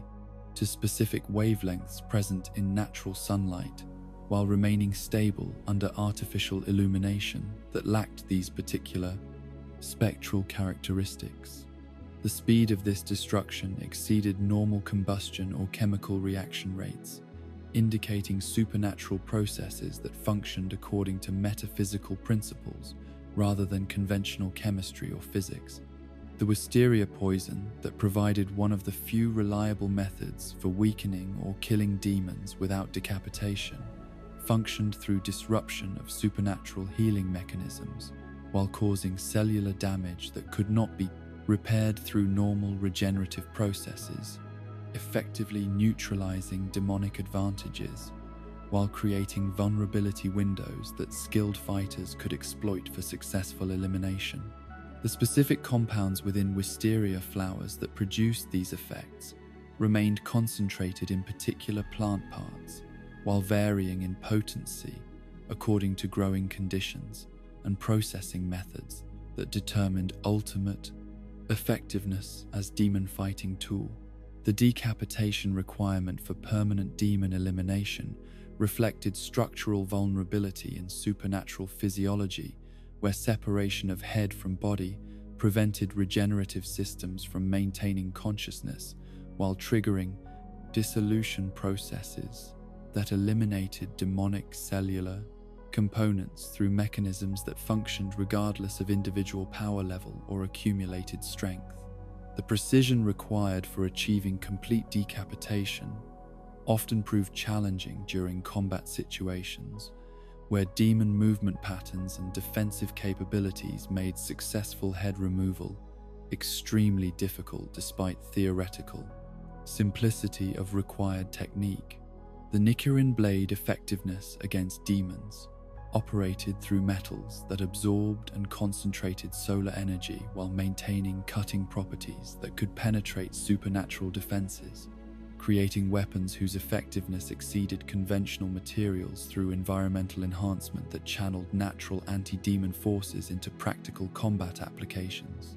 The forging processes that created these specialized weapons required specific metallurgical techniques combined with environmental conditions that enabled proper solar energy absorption while maintaining structural integrity necessary for sustained combat use against opponents whose defensive capabilities exceeded normal parameters. The blood demon arts that manifested in demons who survived long enough to develop unique abilities represented individual adaptation of supernatural physiology towards specialized applications that reflected personality traits, psychological characteristics, and accumulated experiences, while transcending normal biological limitations through creative application of demonic capabilities to achieve effects that violated conventional understanding of what living beings could accomplish. The diversity of abilities that emerged among different demons suggested that supernatural transformation unlocked latent potential that remained dormant in human form,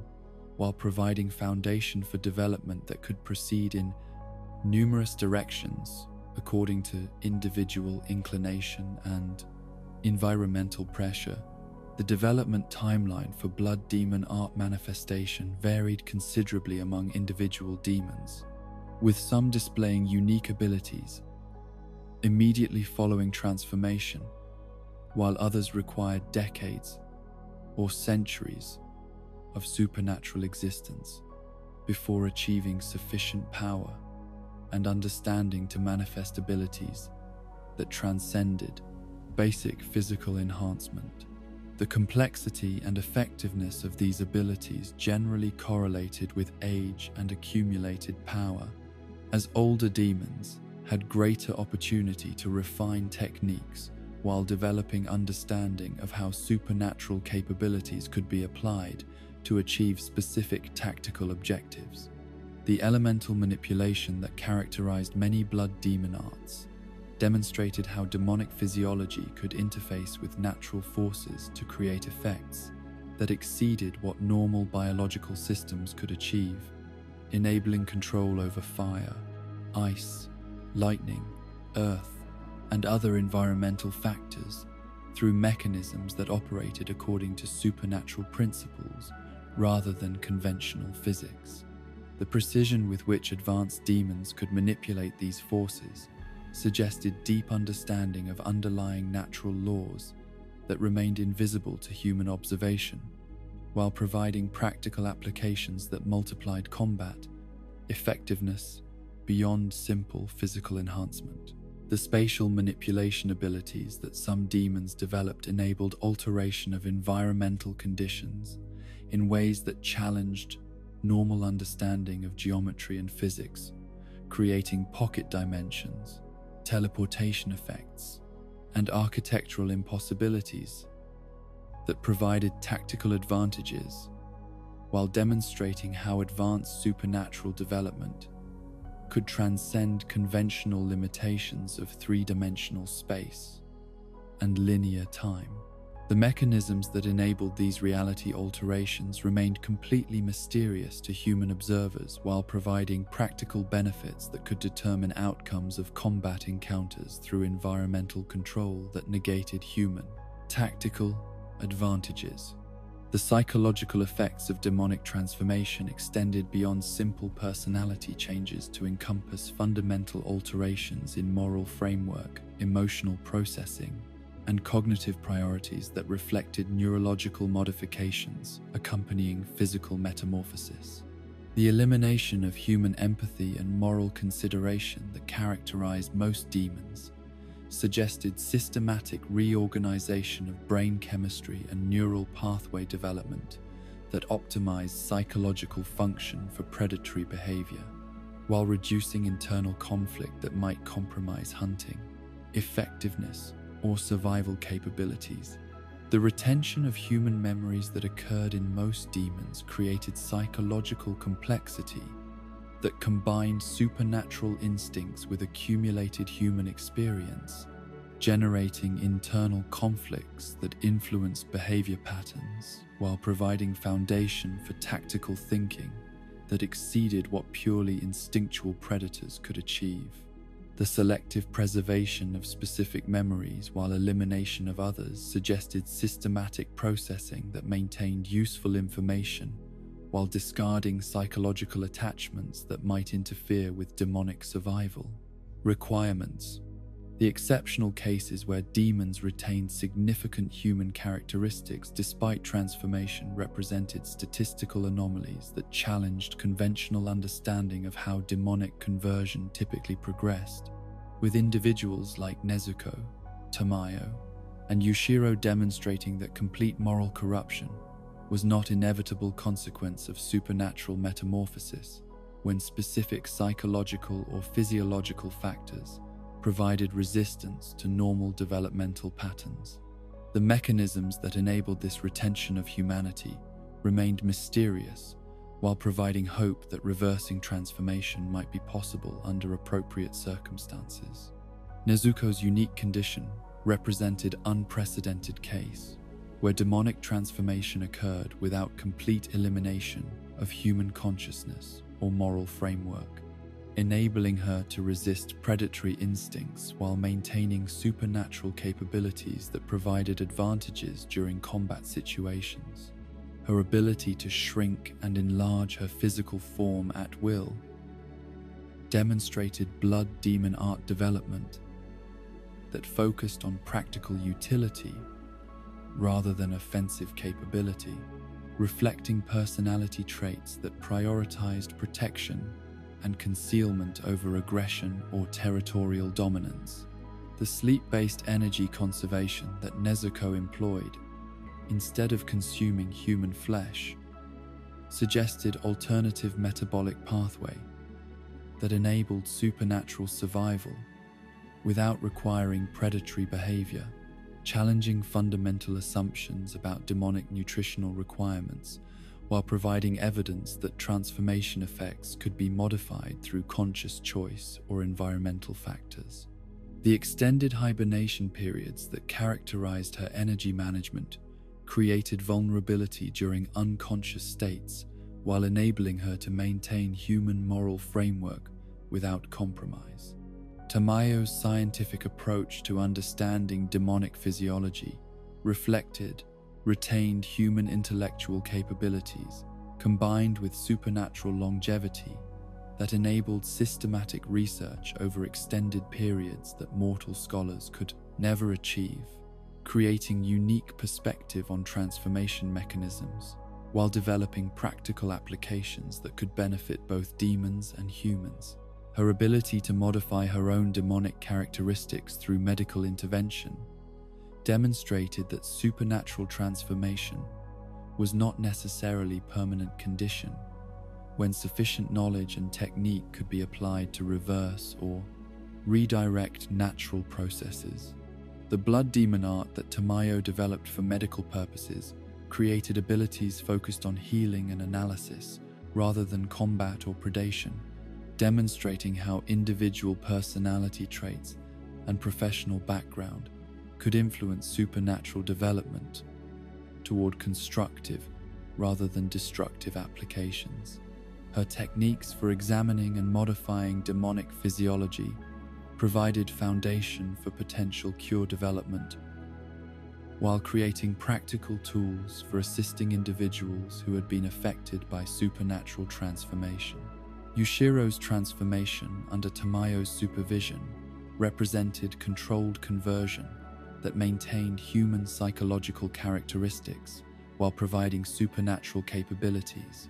demonstrating that careful management of transformation process could influence outcomes toward retention of positive traits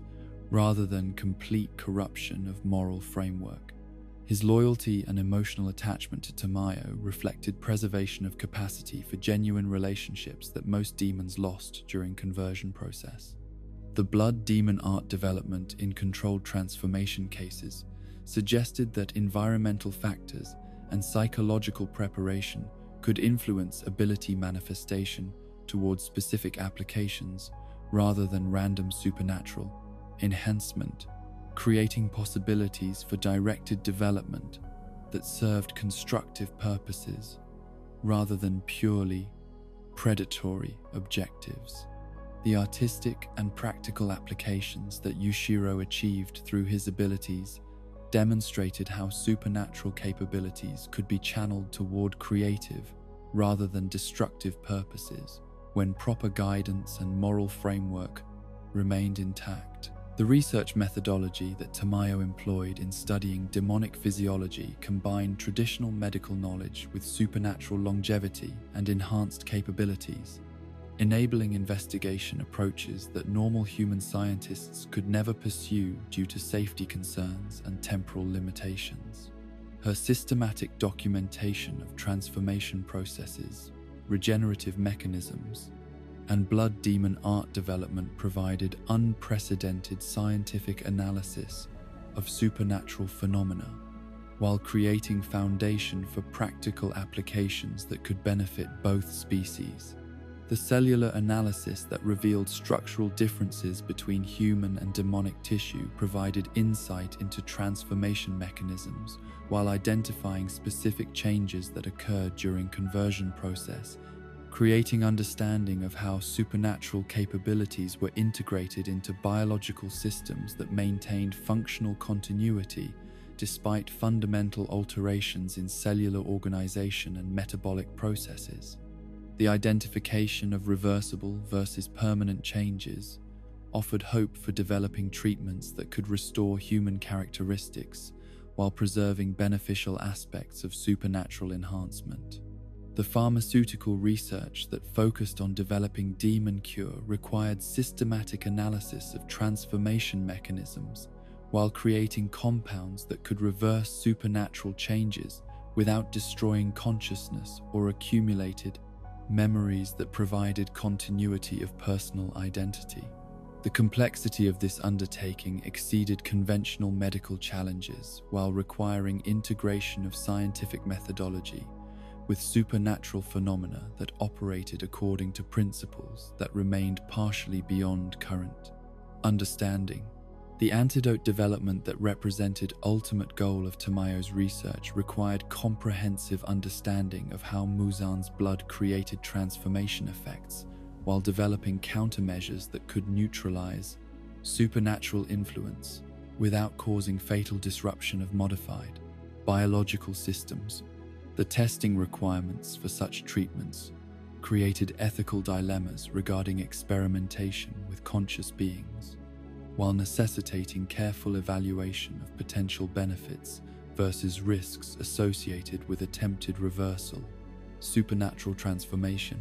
The hope for cure development that motivated continued research reflected understanding that demonic transformation was not necessarily a permanent condition when sufficient scientific knowledge and practical technique could be applied to reverse supernatural changes while preserving positive aspects of enhanced capabilities. The possibility of voluntary transformation reversal offered alternative to elimination-based approaches to demon problems while creating potential for cooperation between species that had been locked in eternal conflict through lack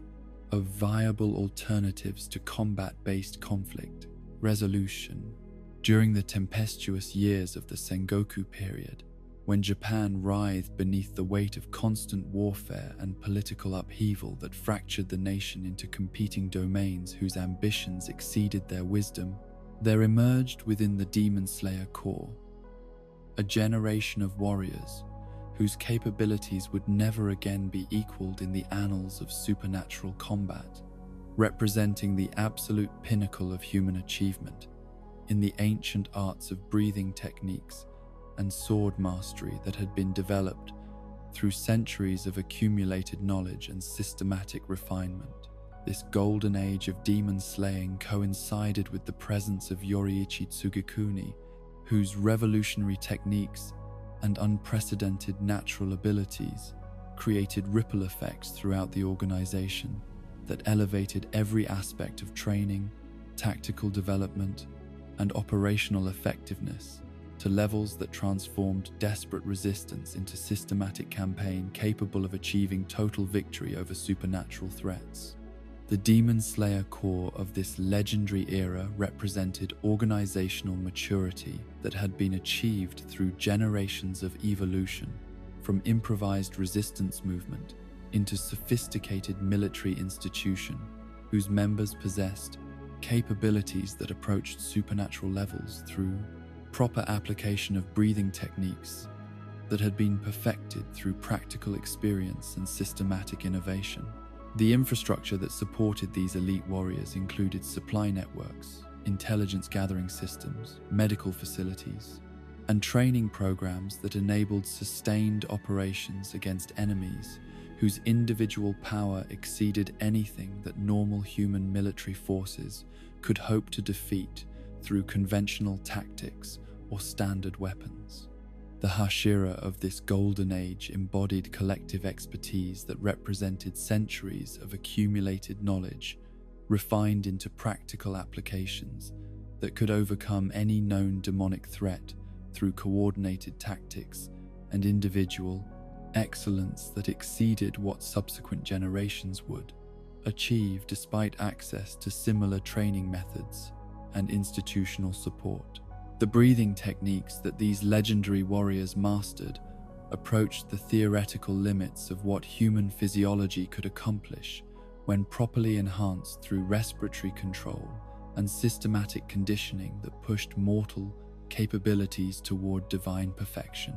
Yoriichi's presence within the core created educational environment that accelerated development of all participants through direct exposure to techniques and philosophical approaches that transcended conventional understanding of martial arts, while providing inspiration that motivated extraordinary dedication among individuals who witnessed what human potential could achieve when properly focused and systematically developed.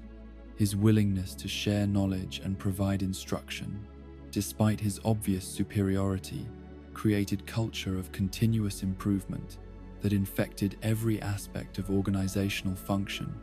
while establishing standards that would be remembered long after the individuals who achieved them had passed into legend.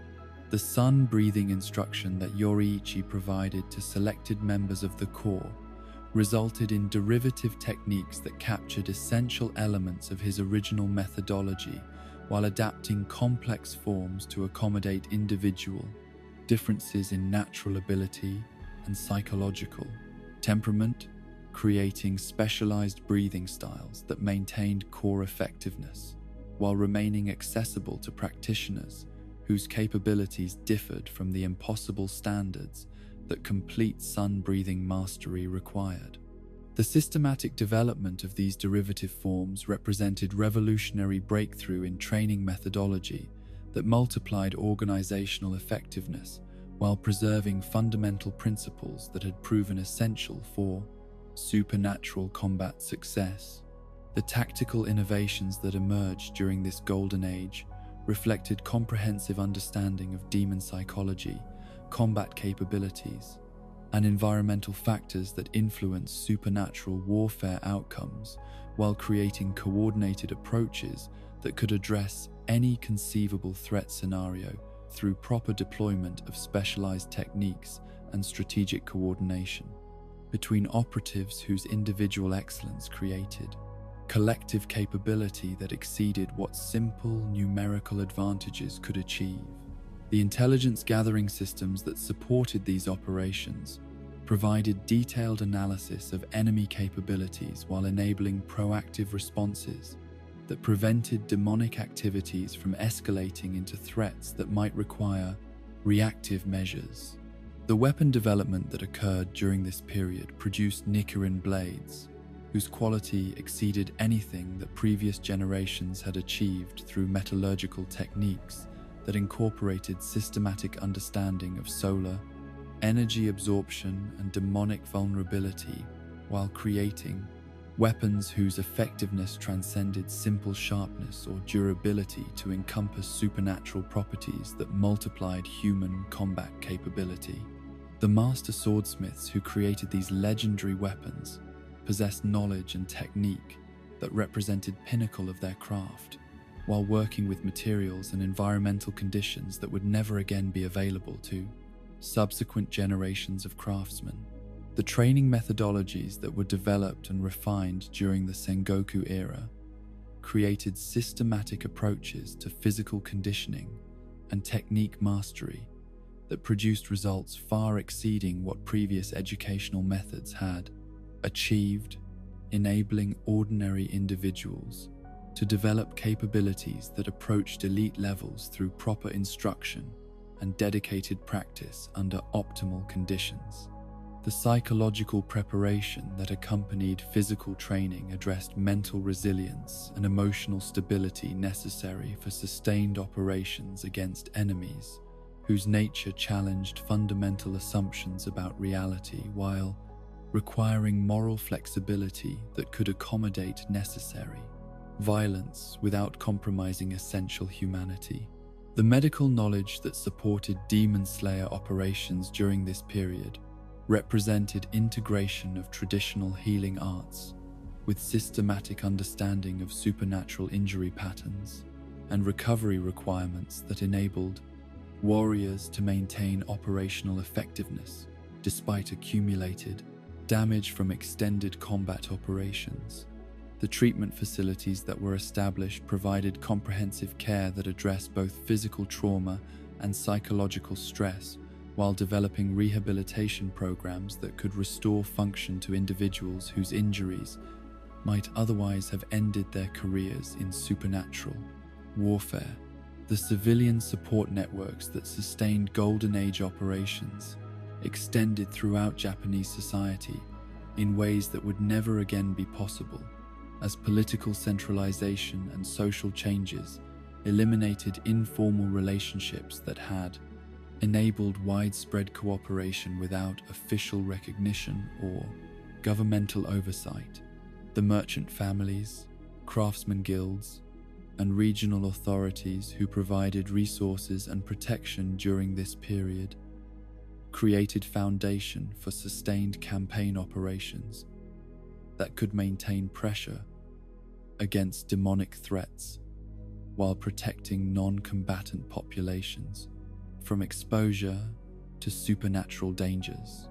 The geographical coverage that the Corps achieved during its peak effectiveness extended throughout Japan in systematic pattern that eliminated demonic safe havens while creating rapid response capabilities that could address emerging threats before they developed into major problems, requiring extensive resources or exceptional personnel to resolve. The communication systems that enabled coordination across vast distances utilized both technological solutions and human networks that could function despite demonic interference, while maintaining operational security that protected sensitive information from enemy intelligence gathering efforts. The major battles that characterized this golden age represented decisive encounters between elite human warriors and powerful demons, whose elimination created tactical advantages that shifted the balance of supernatural warfare toward human victory through systematic reduction of enemy capabilities and leadership structures. The coordinated assaults that eliminated multiple high-ranking demons during this period demonstrated organizational capability that could concentrate superior force at crucial points while maintaining security that prevented enemy countermeasures from neutralizing tactical advantages through advance warning or strategic preparation. The siege operations that targeted demon strongholds required integration of conventional military techniques with supernatural combat methods, while creating tactical approaches that could overcome environmental advantages that demons possess through blood demon art manipulation of battlefield conditions. The success of these complex operations reflected comprehensive understanding of enemy capabilities combined with tactical flexibility that could adapt to unexpected developments while maintaining operational objectives despite changing circumstances that might have compromised less sophisticated approaches. The purge campaigns that systematically eliminated demonic populations from specific regions represented strategic approach to supernatural warfare that prioritized long-term security over immediate tactical victories through comprehensive elimination of threats that might otherwise regenerate into future problems requiring additional resources and personnel to address. The thorough nature of these operations created safe zones where civilian populations could live without constant fear while providing foundation for expanded operations that could extend secure areas through systematic expansion of controlled territory. The intelligence operations that gathered detailed information about demonic hierarchy, capabilities, and strategic objectives enabled proactive responses that anticipated enemy actions while creating opportunities for preventive measures that eliminated threats before they could develop into active problems requiring combat solutions. The infiltration techniques that enabled gathering this crucial information reflected sophisticated understanding of demonic psychology and social structure, while requiring exceptional courage and skill from operatives who accepted extraordinary risks to obtain intelligence that benefited entire organization. The technological innovations that were developed during this period created equipment and weapons that enhanced human capabilities while providing tactical advantages that could overcome supernatural threats through superior tools, systematic application of enhanced techniques. The coordination between craftsmen, researchers, and field operatives that produced these innovations represented organizational maturity that could identify practical needs while developing solutions that addressed operational requirements through systematic development and testing programs. The diplomatic initiatives that established relationships with civilian authorities and military leaders created political framework that protected Demon Slayer operations from interference while providing legitimacy and resources that enabled expanded activities without compromising secrecy, requirements that remained essential for operational effectiveness. The careful balance between visibility and concealment that characterized these relationships reflected sophisticated understanding of political realities, while maintaining organizational independence that preserved tactical flexibility. The succession planning that ensured continuity of knowledge and capability, despite inevitable personnel losses, created training programs and documentation systems that could preserve essential techniques while adapting to changing circumstances that might require modification of established procedures or development of new approaches to emerging challenges. The systematic transmission of accumulated wisdom through formal instruction and apprenticeship programs enabled organizational memory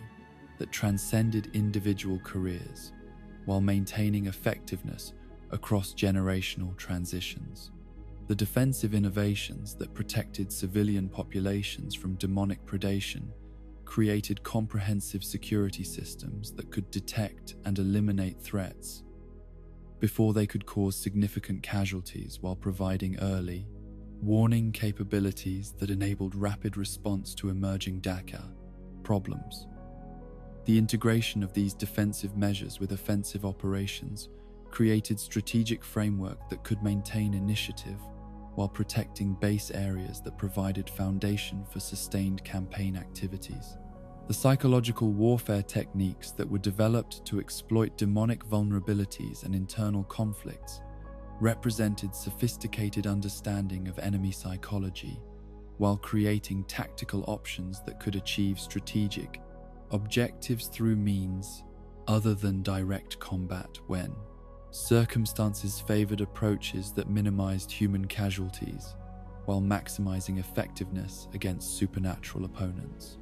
The deception operations that utilized these techniques required exceptional skill and coordination, while providing results that justified risks associated with complex operations, requiring precise timing and flawless execution. The legacy of this golden age established standards and traditions that influenced Demon Slayer operations throughout subsequent centuries, while providing inspirational examples of what human dedication and proper technique could achieve when optimal conditions enabled development of capabilities that approached theoretical limits of mortal potential.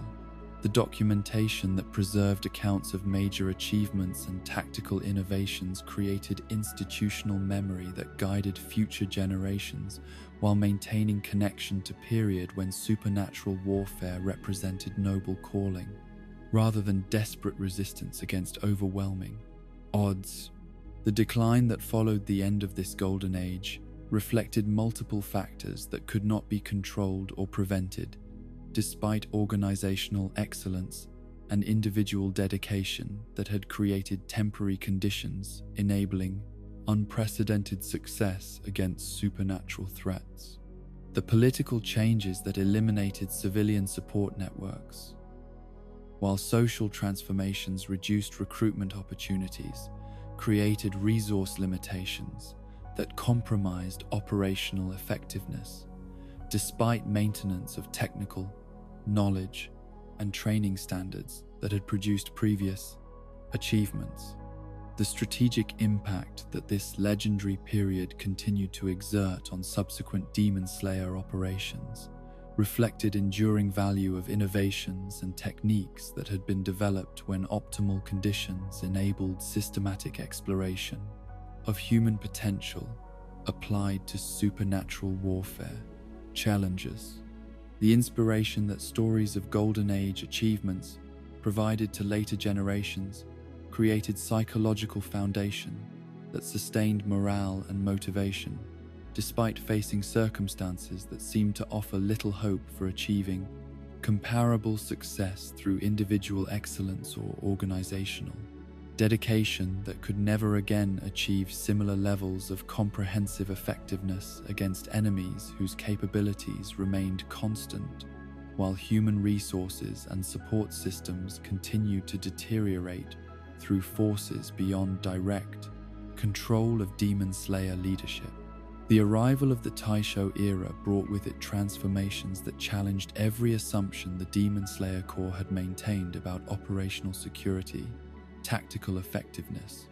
and organizational survival. In a rapidly modernizing nation,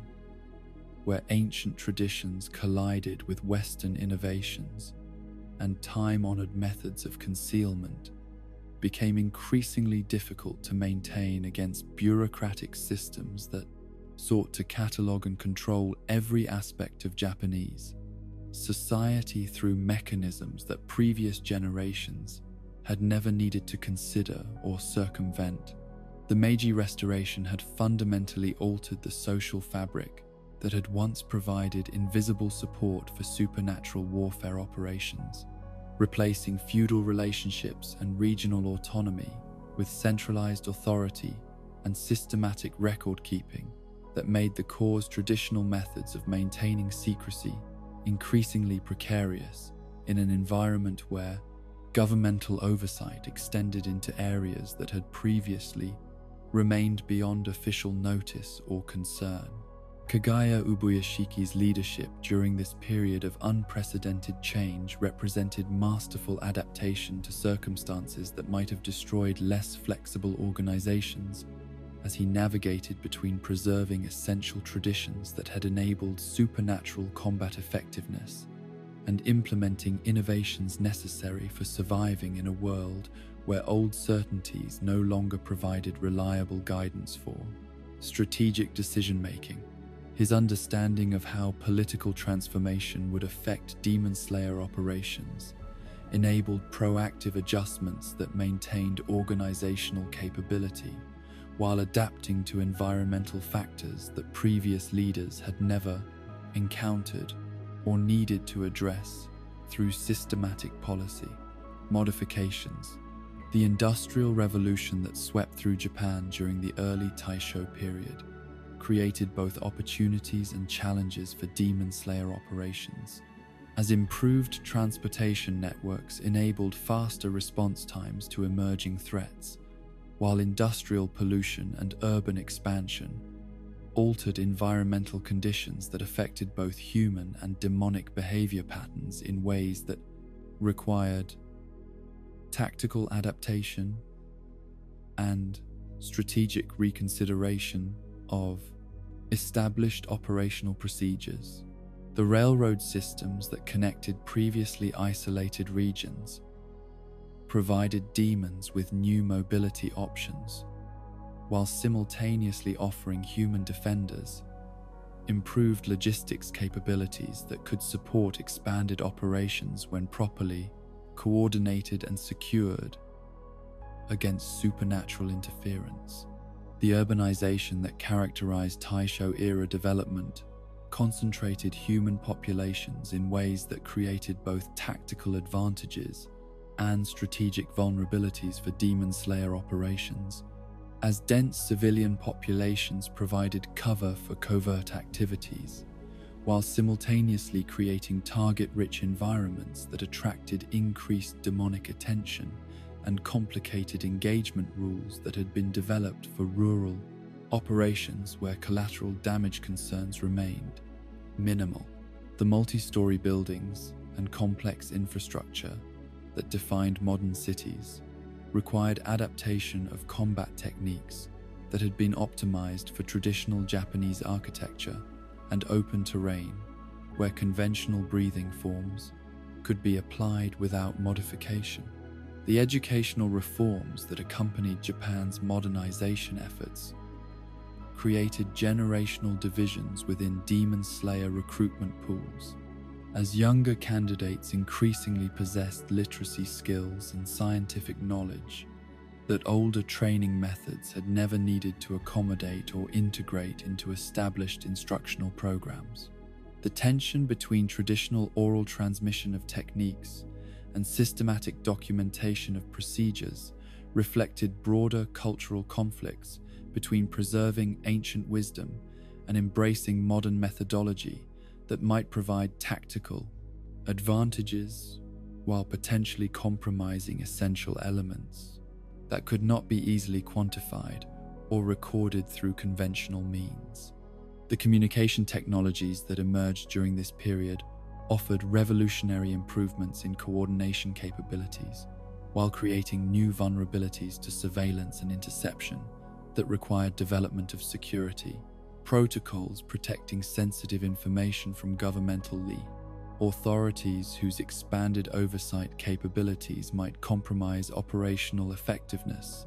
if Demon Slayer activities attracted unwanted official attention. The telegraph systems that enabled rapid long-distance communication provided tactical advantages that previous generations could never have imagined, while requiring careful management to prevent exposure of organizational structure or operational plans to hostile observation. The Western medical knowledge that became available through international exchange programs offered potential improvements in treatment capabilities, while challenging traditional healing methods that had been developed specifically for addressing supernatural combat injuries whose characteristics differed significantly from conventional trauma patterns that normal medical training addressed through standardized procedures. The integration of modern pharmaceutical knowledge with established herbal remedies required systematic testing and evaluation to determine which innovations enhanced effectiveness, while identifying approaches that might prove inadequate for addressing unique requirements of supernatural warfare. Medicine. The legal system reforms that established centralized law enforcement and judicial procedures created potential conflicts with Demon Slayer operations that had traditionally functioned outside official oversight through informal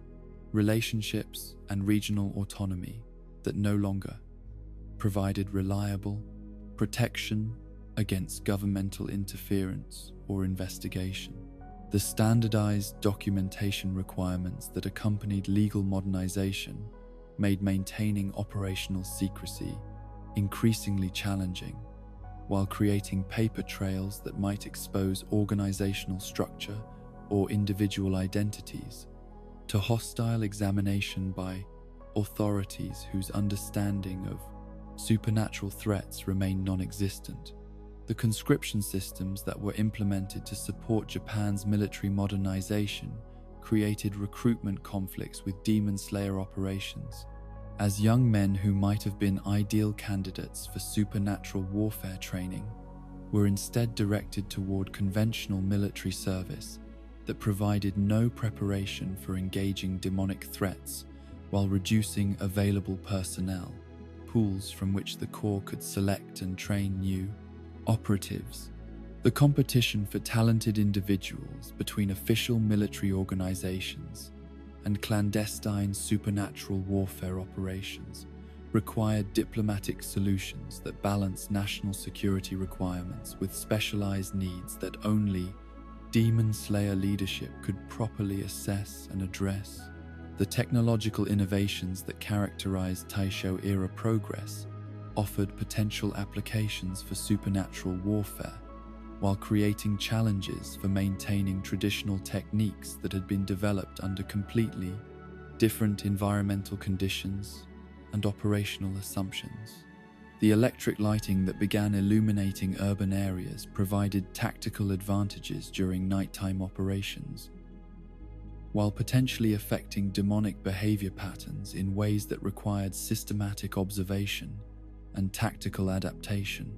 to changing enemy response characteristics that might influence engagement, timing, and location selection. The social mobility that increased during the Taisho period created opportunities for Demon Slayer recruitment from previously inaccessible population segments, while simultaneously reducing the stability of traditional support networks that had been based on hereditary relationships and regional loyalties that were being replaced by economic connections and professional associations. The merchant classes that had traditionally provided financial support for supernatural warfare operations found their influence challenged by industrial capitalists whose priorities and perspectives differed significantly from established patterns of cooperation and mutual benefit. The international awareness that accompanied Japan's emergence as modern nation-state created concerns about maintaining operational secrecy when foreign observers and diplomatic personnel might encounter evidence of supernatural activities that could generate unwanted attention or investigation from international sources whose response to Demon Slayer operations remained completely unpredictable.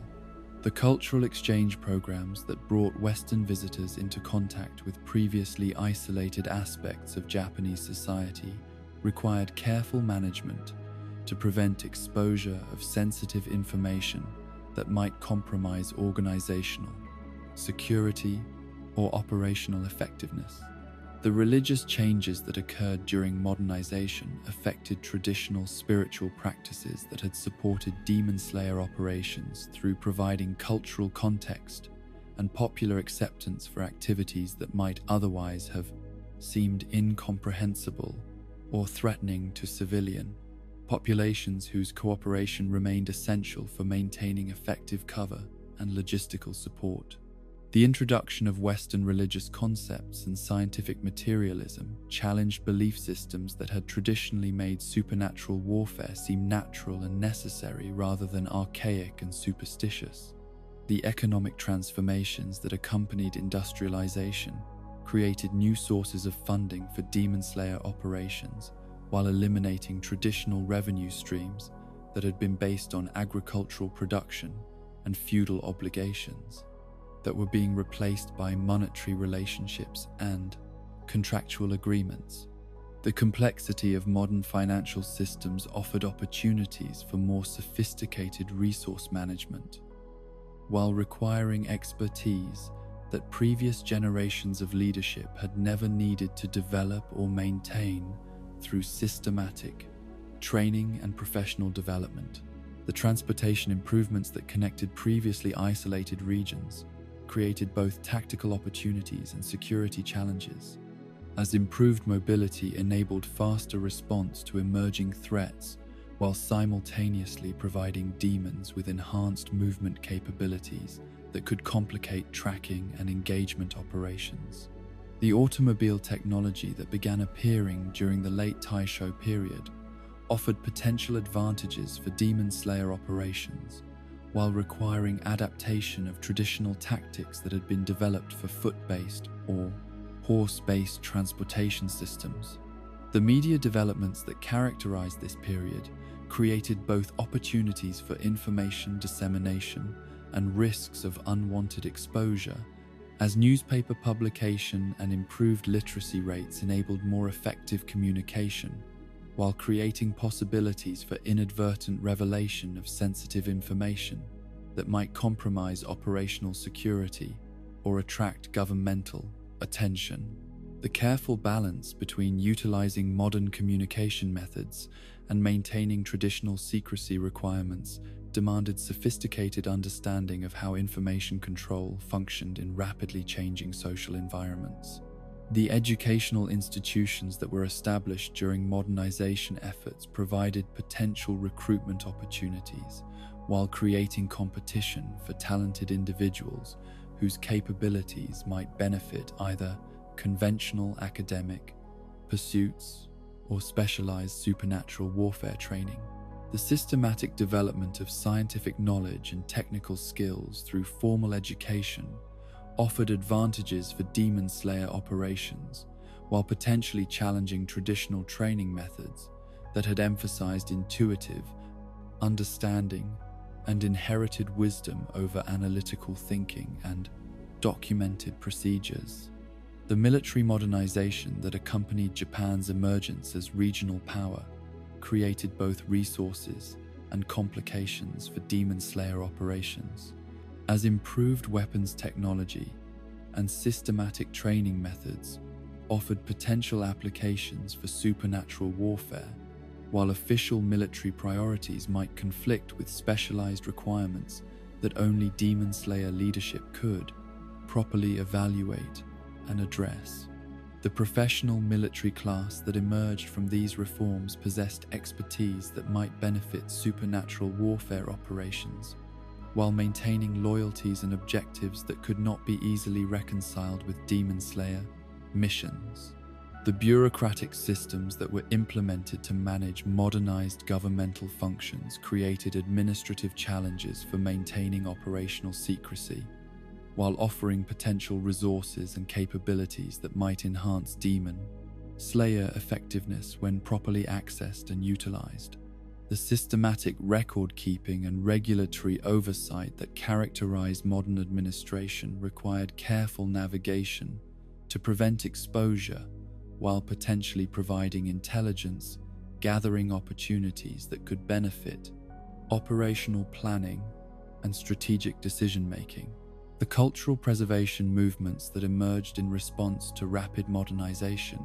created both challenges and opportunities for demon slayer operations, as traditional practices and knowledge systems faced systematic replacement by Western innovations,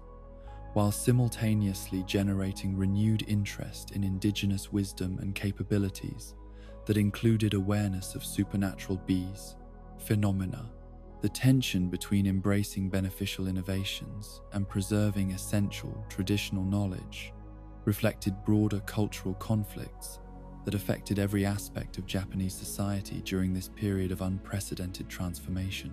The declining pool of traditional craftsmen and knowledge holders that resulted from modernization threatened essential capabilities that demon slayer operations required for maintaining weapons, equipment, and specialized techniques that could not be replaced through modern manufacturing methods or academic training programs. The systematic documentation of traditional knowledge became increasingly urgent as older generations passed away without ensuring complete transmission of specialized skills to successors, whose interests and opportunities were being directed toward modern careers and educational pathways. The weakening of rural communities that accompanied urbanization reduced traditional recruitment sources, while potentially eliminating informal support networks that had provided essential resources and cover for supernatural warfare operations throughout previous centuries. The social changes that drew young people toward urban opportunities and modern careers created demographic challenges that required adaptive recruitment strategies and revised operational procedures that could function effectively despite reduced access to traditional sources of personnel and support. The adaptation strategies that Kagaya Ubuyashiki developed during this period of transition enabled organizational survival while maintaining essential capabilities, despite environmental changes that might have destroyed less flexible institutions whose leadership lacked understanding of how to balance preservation of core functions with necessary innovations that address changing operational requirements. His success in navigating these challenges established precedents and procedures that would enable the Demon Slayer Corps to continue functioning effectively, despite ongoing social transformation that continued to challenge traditional approaches to supernatural warfare throughout the remainder of the Taisho period and beyond. Within the convergence of ancient wisdom and modern understanding that characterized Tamayo's revolutionary research into the fundamental mechanisms governing supernatural existence, there emerged a systematic scientific approach to phenomena that had previously been relegated to folklore and mystical speculation, creating methodologies that could analyze demonic physiology through rigorous experimentation,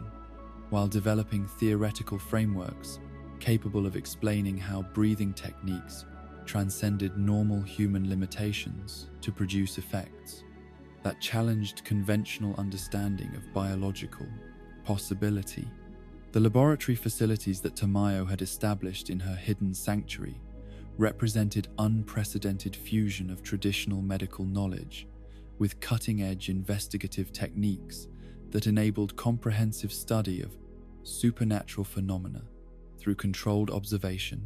and systematic documentation that transformed mysteries into comprehensible natural processes operating according to discoverable laws. The cellular analysis that formed the foundation of Tamayo's research revealed fundamental differences between human and demonic tissue that extended far beyond simple enhancement of normal biological functions to encompass complete restructuring of molecular organization and metabolic pathways that enabled supernatural capabilities while maintaining structural integrity, despite modifications that should have proven incompatible with continued life. The microscopic examination of demon blood samples demonstrated cellular components that functioned according to principles that transcended conventional biochemistry, while maintaining internal consistency that suggested underlying natural laws whose mechanisms remained partially hidden from current understanding, but could be gradually revealed through systematic investigation and theoretical analysis. The metabolic studies that Tamayo conducted revealed how demonic physiology processed human tissue into energy that could sustain supernatural functions while providing raw materials for cellular regeneration that exceeded normal healing capabilities by orders of magnitude that violated conventional understanding of biological repair mechanisms. The enzymatic processes that enabled this efficient conversion of consumed flesh into usable energy operated through biochemical pathways that had no equivalent in normal human physiology, while maintaining efficiency levels that approached theoretical maximums for biological energy conversion systems. The regenerative mechanisms that enabled demons to recover from injuries that would prove instantly fatal to normal humans functioned through cellular multiplication and tissue reconstruction processes that operated at speeds exceeding anything that conventional biology could achieve without supernatural enhancement. The energy requirements for this accelerated healing drew upon reserves accumulated through human consumption, while utilizing biochemical processes that converted stored energy into new tissue with efficiency that transcended normal metabolic limitations through mechanisms that remained partially mysterious despite systematic investigation. The sunlight vulnerability that affected all demons except Muzan operated through photochemical reactions that caused immediate cellular breakdown when exposed to specific wavelengths present in solar radiation, while remaining stable under artificial illumination that lacked these particular spectral characteristics. The speed and completeness of this destruction suggested cascade reactions that propagated throughout demonic tissue, faster than normal chemical processes could account for, while indicating supernatural mechanisms that functioned according to metaphysical principles rather than conventional chemistry. The breathing technique enhancement that enabled human warriors to achieve supernatural performance levels functioned through systematic manipulation of respiratory patterns that optimized oxygen distribution while triggering physiological responses that multiplied normal human capabilities through controlled activation of dormant potential that existed within every individual but remained normally inaccessible without proper training and technique mastery. The total concentration breathing that formed the foundation for all advanced techniques required conscious control of autonomic processes that most people never deliberately managed, while creating physiological states that approached supernatural enhancement through purely natural means. The cardiovascular adaptations that occurred in practitioners of advanced breathing techniques involved systematic modification of heart rate patterns and blood circulation efficiency that enabled sustained performance at levels that normal human physiology could not maintain without supernatural assistance. The increased oxygen carrying capacity that resulted from proper breathing training created energy reserves that could support enhanced physical capabilities, while enabling recovery rates that exceeded normal human limitations through optimized biological function rather than supernatural intervention. The neurological changes that accompanied breathing technique mastery involved development of conscious control over normally involuntary processes, while creating neural pathways that could coordinate complex movement patterns with precision that exceeded what untrained nervous systems could achieve. The reaction times and sensory processing speeds that advanced practitioners developed approached supernatural levels, while remaining within theoretical bounds of what enhanced human biology could accomplish through systematic training and optimization. The muscular adaptations that enabled supernatural combat performance involved fiber type modifications and strength development that exceeded normal training results through breathing enhanced recovery and growth processes that optimized physical development while maintaining flexibility and coordination necessary for complex combat techniques. The power output that advanced practitioners could generate transcended normal human limitations while remaining based on enhanced rather than supernatural physiological function. The sensory enhancement that characterized Demon Slayer training involved systematic development of perceptual capabilities that existed within normal human potential, but required specific training methods to access and utilize effectively. during combat situations. Tanjiro's exceptional olfactory abilities represented extreme development of natural sensory gifts, while providing tactical advantages that supplemented conventional combat techniques through information-gathering capabilities that exceeded what visual observation could provide alone. The metallurgical analysis of Nichiren blade composition revealed crystalline structures that absorbed and concentrated solar energy, while maintaining cutting properties that exceeded conventional steel through incorporation of supernatural elements that functioned according to principles that bridged natural metallurgy and metaphysical enhancement. The forging processes that created these specialized weapons required specific temperature controls and atmospheric conditions that enabled proper solar energy absorption, while creating molecular alignments that maximized effectiveness against demonic tissue. The wisteria poison research that Tamayo conducted revealed specific chemical compounds that disrupted demonic cellular regeneration through interference with supernatural healing mechanisms, while causing damage that could not be repaired through normal demonic recovery processes. The isolation and concentration of these active compounds enabled development of more effective anti-demon weapons, while providing insights into demonic vulnerabilities that might be exploited through systematic application of targeted chemical agents. The blood demon art analysis that represented one of Tamayo's most complex research areas involved systematic study of how individual demons developed unique abilities that transcended normal supernatural enhancement to encompass reality manipulation capabilities that operated according to principles that challenged conventional understanding of physics and natural law. The diversity of abilities that manifested among different demons suggested individual adaptation of supernatural potential towards specialized applications that reflected personality traits and psychological characteristics, while providing practical capabilities that enhance survival and combat effectiveness. The theoretical framework that Tamayo developed to explain blood demon art manifestation proposed that supernatural transformation unlocked latent human potential that remained dormant under normal circumstances, while providing energy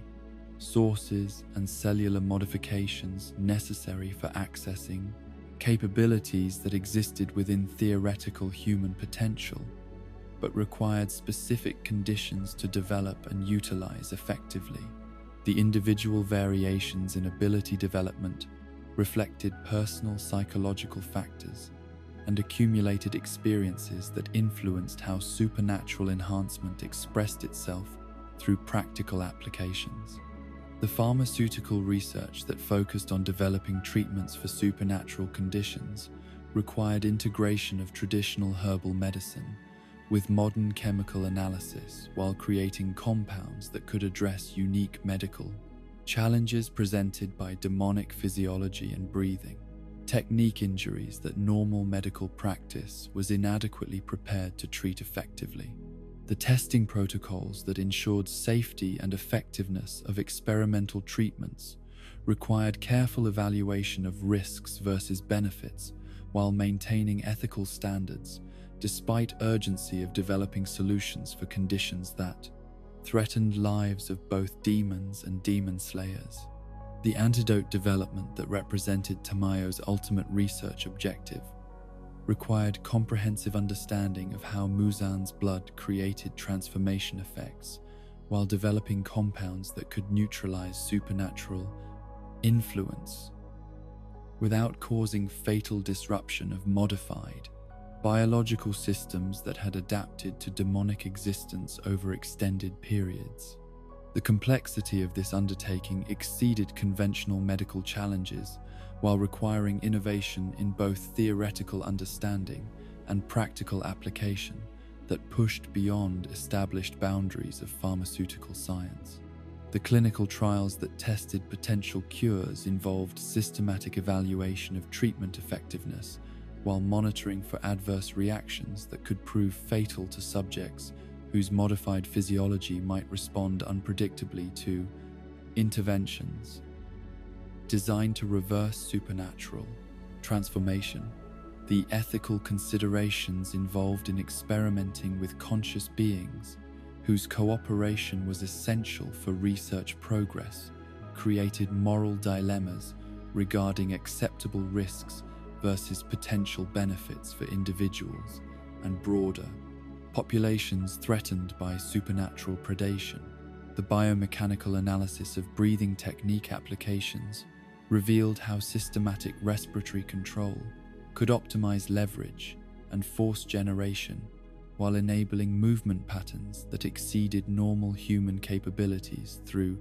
enhanced coordination and energy efficiency. The physics calculations that described enhanced human performance demonstrated how proper technique application could multiply normal strength and speed through optimal utilization of biological systems operating at peak efficiency levels. The energy distribution studies that examined how breathing techniques enhanced human performance revealed systematic optimization of metabolic processes that converted oxygen and nutrients into usable energy with efficiency that exceeded normal biological function, while enabling sustained, high-performance activity that normal physiology could not maintain without supernatural assistance. The cellular respiration enhancement that resulted from advanced breathing training created energy reserves that supported capabilities approaching supernatural levels while remaining within theoretical bounds of optimized human biology. The wound healing research that addressed supernatural combat injuries involved analysis of how enhanced human physiology could accelerate recovery through breathing technique applications, while developing treatment protocols that could address trauma patterns unique to demon encounters that normal medical training was inadequately prepared to handle effectively. The integration of breathing enhancement with medical treatment created therapeutic approaches that exceeded conventional healing rates while remaining based on enhanced rather than supernatural biological function. The psychological analysis that examined mental requirements for advanced technique mastery revealed neurological adaptations that enabled conscious control over normally automatic processes, while developing mental resilience necessary for maintaining effectiveness despite psychological stress that accompanied supernatural combat operations. The cognitive enhancement that resulted from systematic training created information processing capabilities that exceeded normal human mental function while enabling tactical decision-making under extreme stress conditions. The comparative physiology studies that analyzed differences between human and demonic systems provided insights into how supernatural transformation modified normal biological function, while identifying specific changes that enabled enhanced capabilities at cost of fundamental alterations in metabolic requirements and environmental vulnerabilities. The systematic documentation of these differences created foundation for understanding transformation mechanisms while providing theoretical basis for developing reversal procedures. The environmental analysis that examined how external factors influence supernatural phenomena revealed relationships between atmospheric conditions, seasonal variations, and celestial events that affected both demonic capabilities and breathing technique effectiveness, while providing insights into optimal conditions for various applications of supernatural combat methods. The correlations between environmental factors and performance variations suggested underlying natural principles that governed supernatural phenomena despite their apparent violation of conventional physical laws. The technological applications that emerged from Tamayo's research created practical tools for enhancing Demon Slayer effectiveness while providing diagnostic capabilities that could identify supernatural conditions and monitor treatment progress through systematic measurement and analysis that transformed intuitive understanding into quantifiable data, capable of supporting evidence-based medical practice, adapted for supernatural warfare requirements. Within the shadowed archives of knowledge that existed beyond the carefully documented histories preserved in official Demon Slayer records, there dwelt secrets and forgotten wisdom that had been lost to time, circumstance, and the inevitable erosion that claimed even the most carefully guarded traditions when successive generations failed to maintain perfect continuity in the transmission of techniques whose complexity exceeded what casual instruction could adequately preserve or communicate. The hidden histories that lay buried beneath centuries of accumulated legend and incomplete documentation contained fragments of understanding that might have transformed the course of supernatural warfare if they had been successfully preserved and integrated into contemporary training methods. Yet these lost treasures remain scattered throughout Japan, like fallen leaves, whose original arrangement could never be perfectly reconstructed, despite dedicated efforts to recover what time had claimed. The breathing techniques that had vanished into obscurity represented innovations and adaptations that had emerged from individual creativity and regional variations in training methodology, creating specialized approaches to supernatural combat that reflected local environmental conditions, cultural influences, and personal insights that had never been systematically documented or transmitted beyond their original practitioners. Moon breathing, that tragic corruption of stellar observation and celestial rhythm that had been developed through Kokushibo's transformation of legitimate technique into demonic application, provided glimpse into what might have been achieved if astronomical knowledge had been properly integrated with breathing methodology without supernatural corruption, distorting essential principles. The stellar breathing forms that had inspired Kokushibo's demonic techniques originally emerged from systematic study of celestial movements and their relationship to optimal timing for various combat applications, creating methods that synchronized human activity with cosmic rhythms, while drawing upon astronomical knowledge that connected terrestrial warfare to universal principles governing planetary motion and stellar influence. The practitioners who developed these techniques possessed understanding of how celestial events affected both human physiology and supernatural phenomena, while creating tactical applications that utilized environmental factors beyond immediate battlefield conditions. The seasonal breathing adaptations that had been developed by regional practitioners reflected understanding of how changing environmental conditions throughout the year affected optimal technique application, while creating specialized forms that maximized effectiveness during specific climatic conditions that required modification of standard approaches to accommodate temperature variations, atmospheric pressure changes, and daylight duration fluctuations. The spring breathing techniques emphasized renewal and growth, while summer forms focused on peak energy and sustained performance that matched seasonal characteristics. The autumn breathing methods reflected understanding of decline and preparation while maintaining combat effectiveness despite environmental factors that might reduce normal human capability, while winter techniques addressed preservation and concentrated energy application that could overcome environmental challenges through efficient utilization of available resources. These seasonal adaptations demonstrated how systematic observation of natural cycles could inform tactical development, while creating comprehensive training programs that prepared practitioners for optimal performance throughout entire annual cycles. The regional variations in sword techniques that had emerged from geographic isolation and local cultural influences created specialized approaches to weapon application that reflected environmental factors unique to specific areas while incorporating cultural elements that enhanced psychological effectiveness and social integration within communities whose support remained essential for operational success.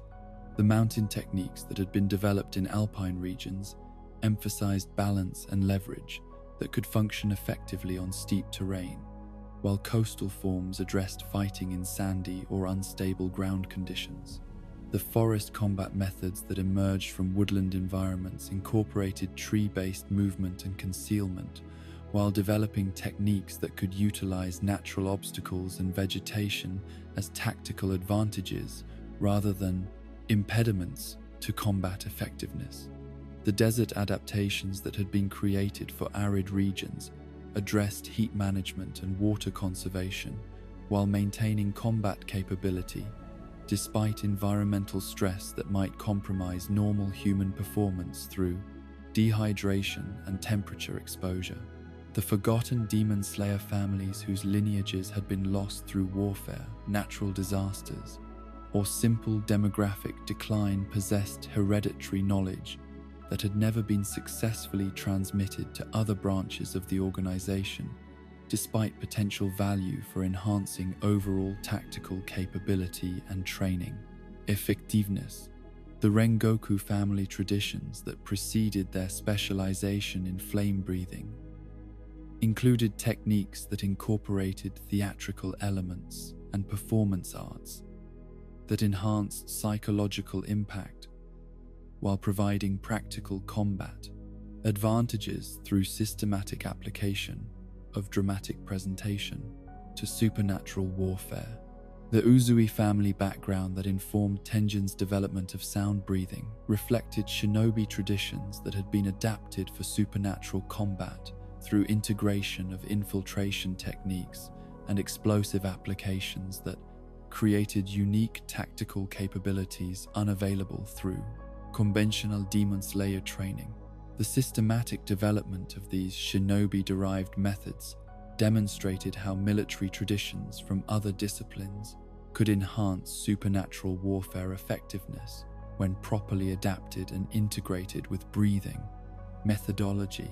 The Himejima family religious traditions that influenced Gyomei's approach to stone breathing incorporated Buddhist philosophical principles and meditation techniques that enhanced mental resilience while providing spiritual framework for coping with psychological demands of supernatural warfare. The integration of religious practice with martial training created comprehensive preparation that addressed both physical and psychological requirements for sustained effectiveness against enemies whose nature challenged fundamental assumptions about reality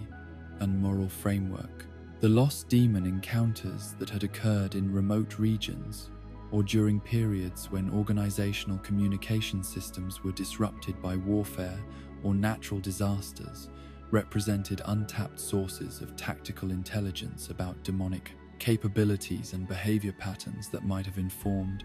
strategic planning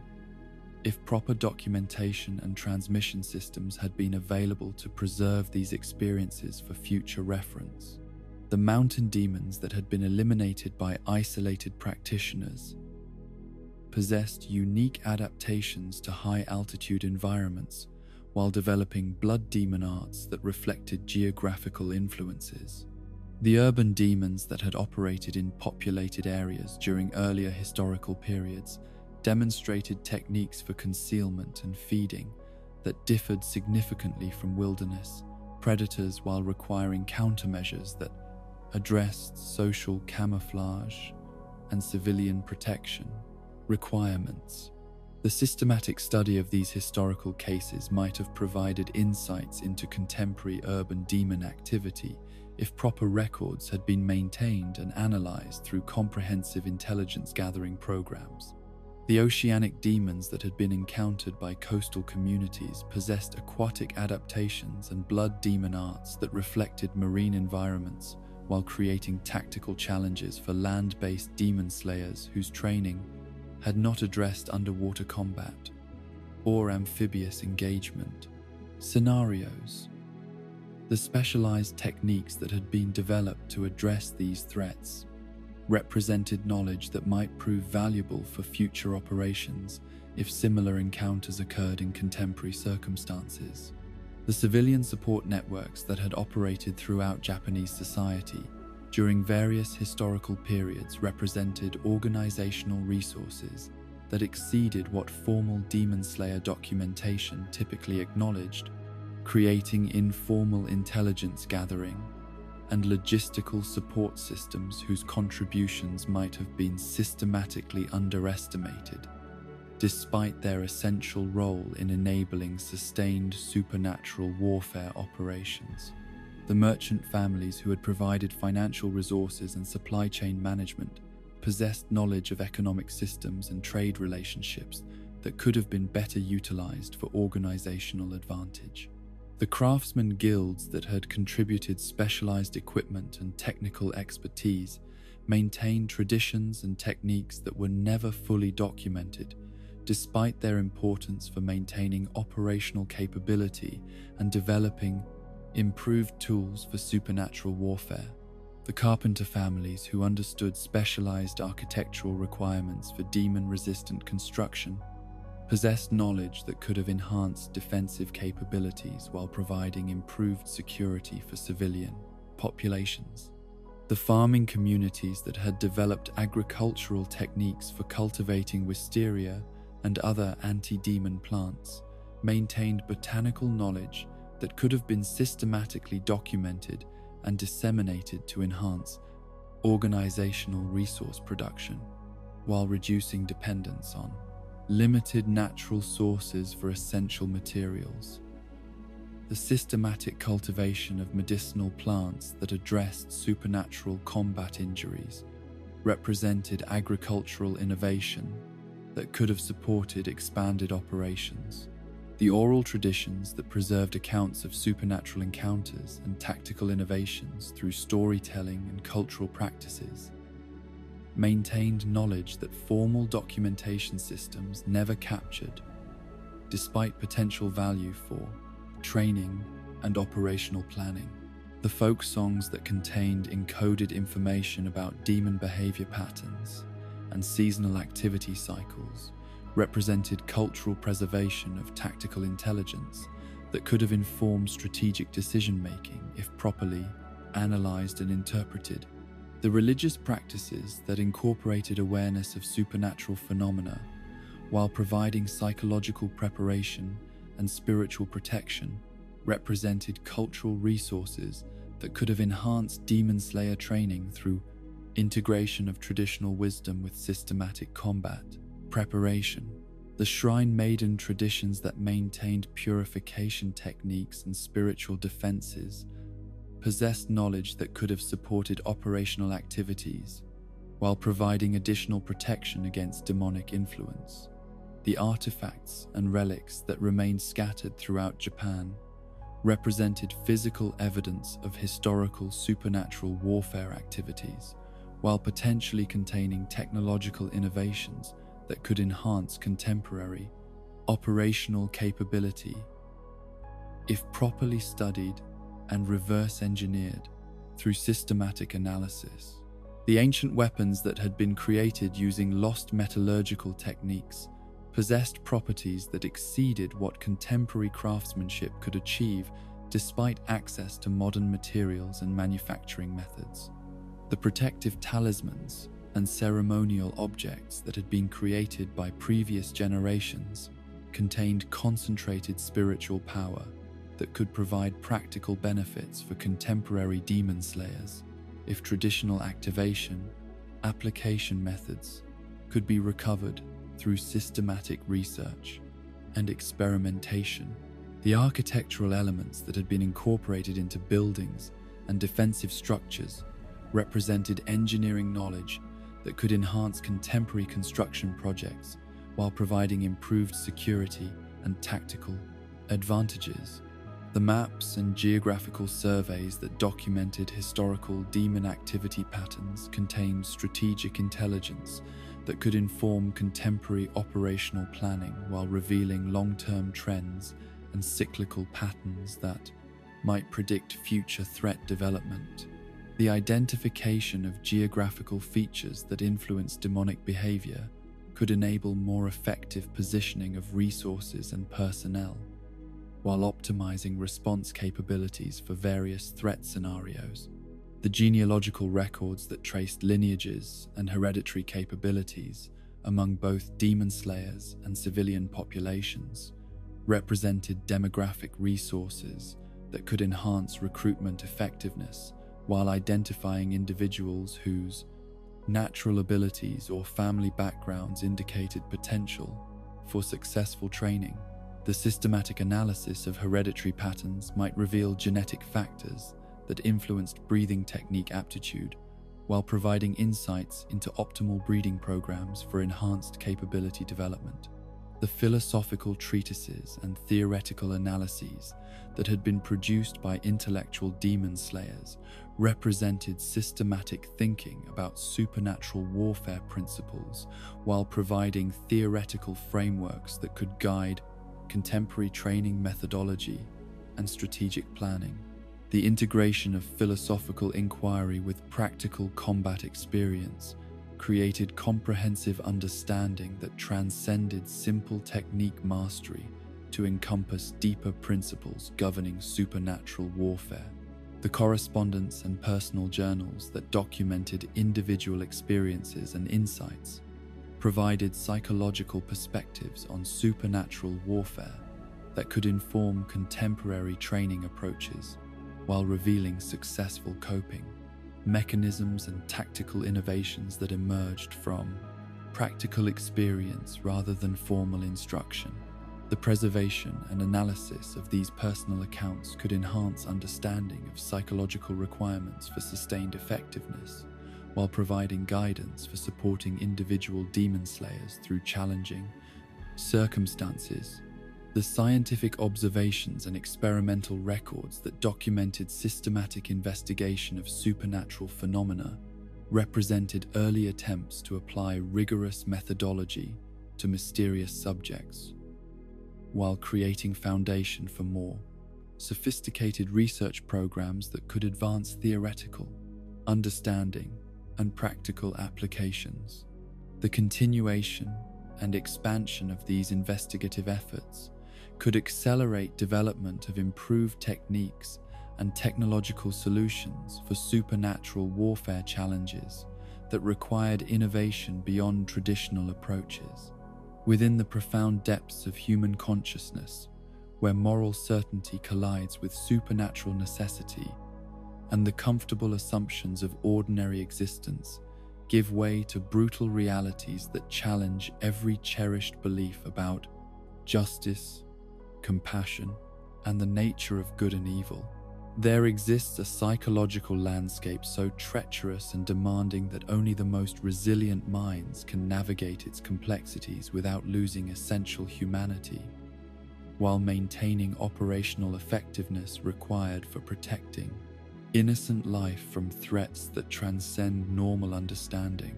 of what evil can accomplish when freed from natural limitations and moral constraints. The philosophical dimensions of demon slaying extend far beyond simple combat techniques or tactical considerations to encompass fundamental questions about the nature of consciousness, the boundaries of moral obligation, and the psychological costs that must be accepted when choosing to dedicate one's existence to warfare against enemies who were once human beings deserving of compassion and understanding. The mental toll that accumulated through sustained exposure to supernatural horror created psychological pressures that exceeded what normal human consciousness could process and integrate without developing protective mechanisms that might compromise emotional accessibility and moral sensitivity, essential for maintaining essential humanity, despite engaging in activities that challenged fundamental assumptions about appropriate relationships between human beings. The daily confrontation with evidence of demonic predation forced demon slayers to witness suffering that exceeded normal human capacity for inflicting or experiencing pain, while requiring them to respond with violence that contradicted peaceful inclinations and empathetic responses that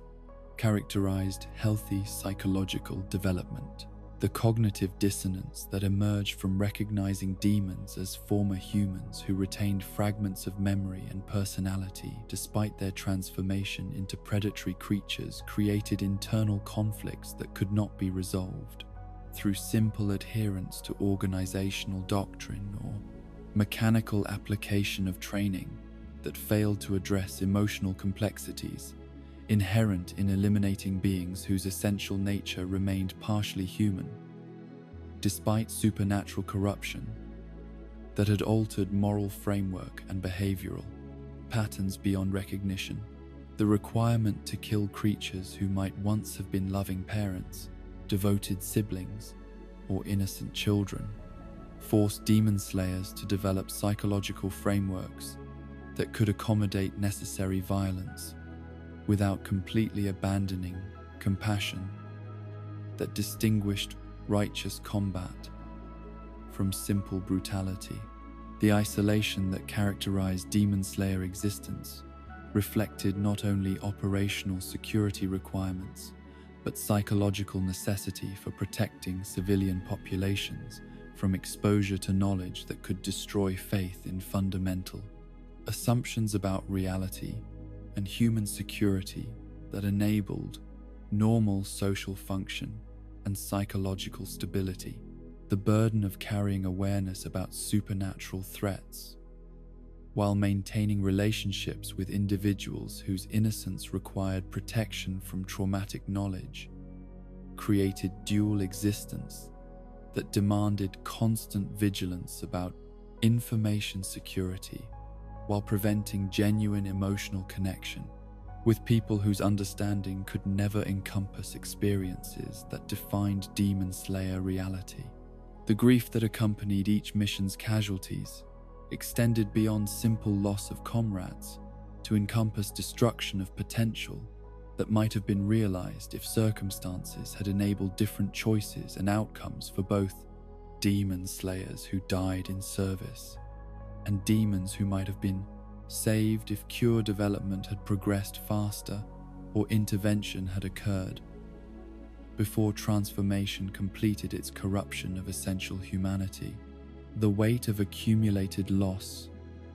created psychological burdens that increased with each successful mission, while generating survivor guilt that questioned whether continued existence was justified when so many worthy individuals had perished. In pursuit of shared objectives, the moral complexity that characterized decisions about demon elimination versus potential rehabilitation created ethical dilemmas that formal training could never adequately address through predetermined guidelines or organizational policy that failed to account for individual circumstances and contextual factors that might justify deviation from standard procedures. The cases where demons retained significant human characteristics forced individual demon slayers to make judgments about appropriate responses that balanced organizational objectives against personal moral frameworks while accepting responsibility for consequences that might prove catastrophic if decisions were incorrect. The psychological preparation that Demon Slayer training attempted to provide addressed anticipated stresses and emotional challenges, while acknowledging that actual operational experience would inevitably present situations that exceeded what simulation or theoretical instruction could adequately prepare individuals to handle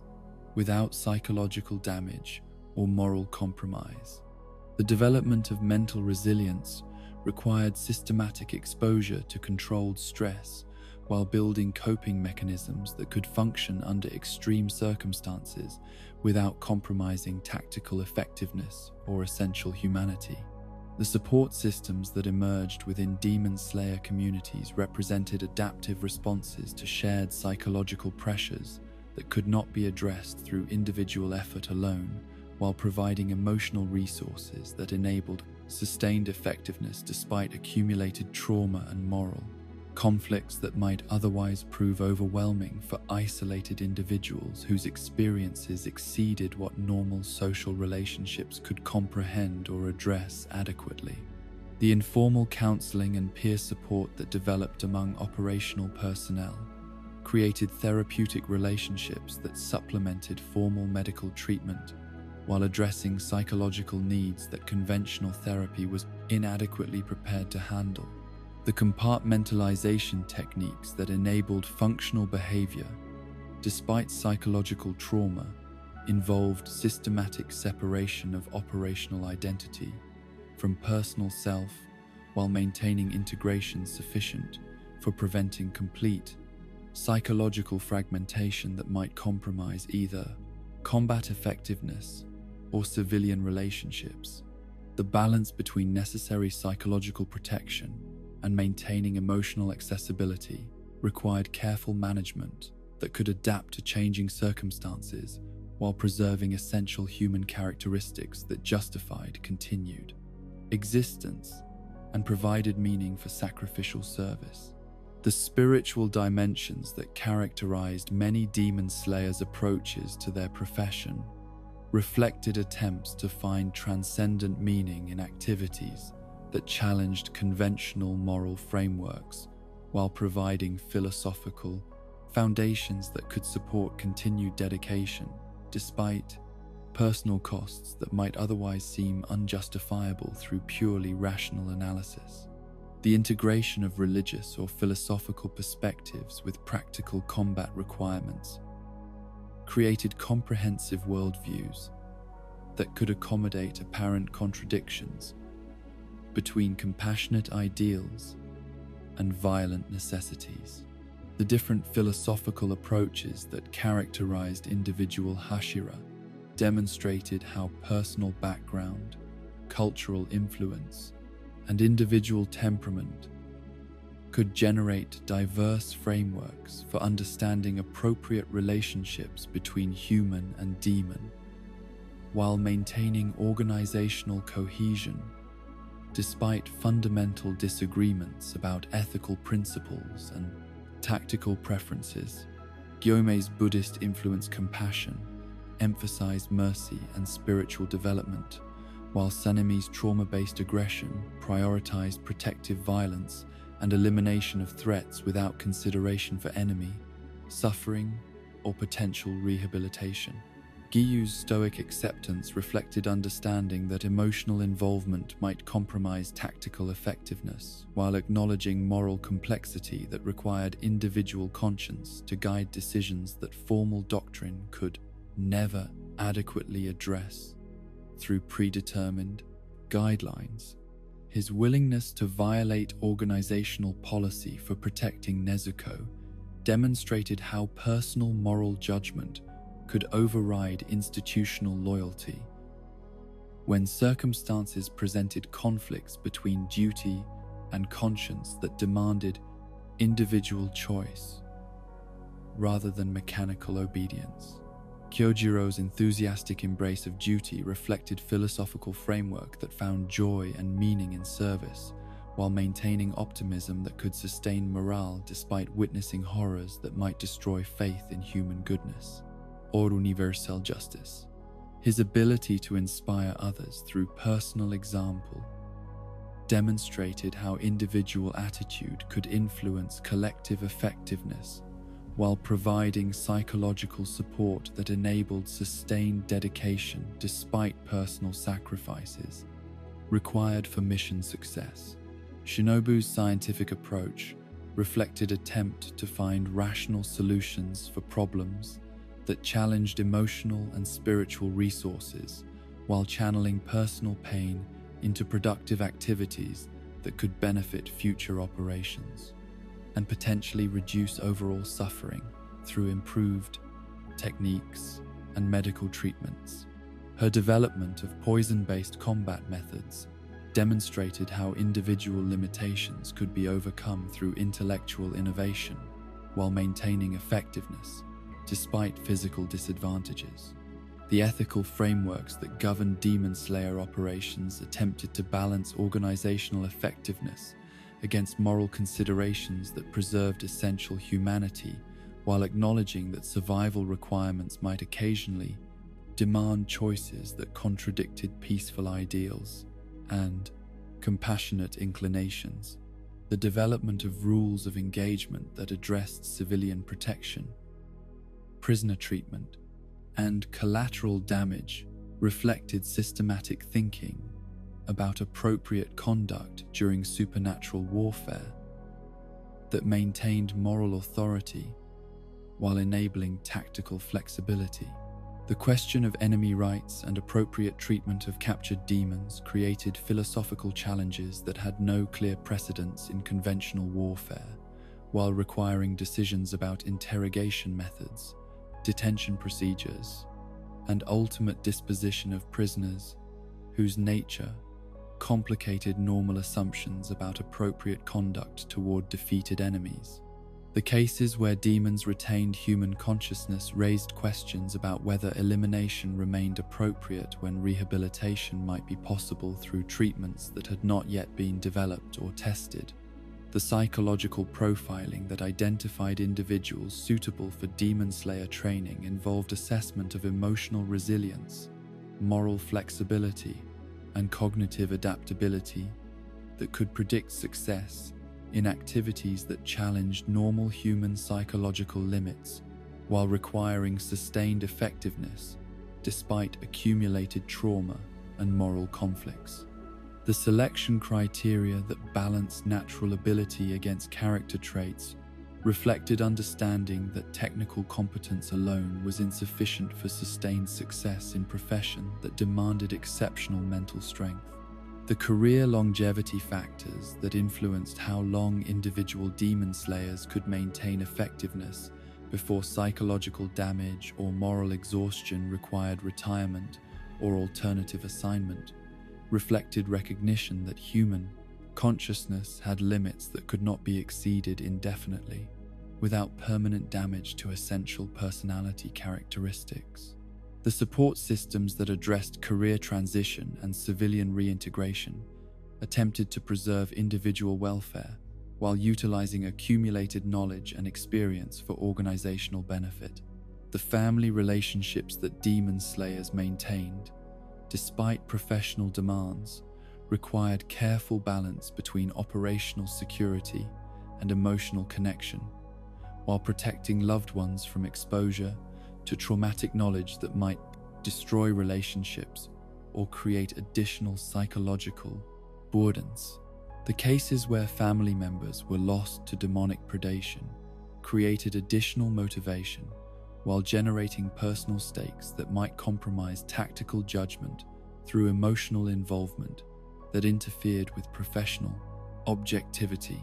The legacy considerations that influenced how veteran demon slayers approached knowledge transmission and successor training reflected understanding that individual death was inevitable, while organizational continuity required successful preservation of accumulated wisdom and technical expertise.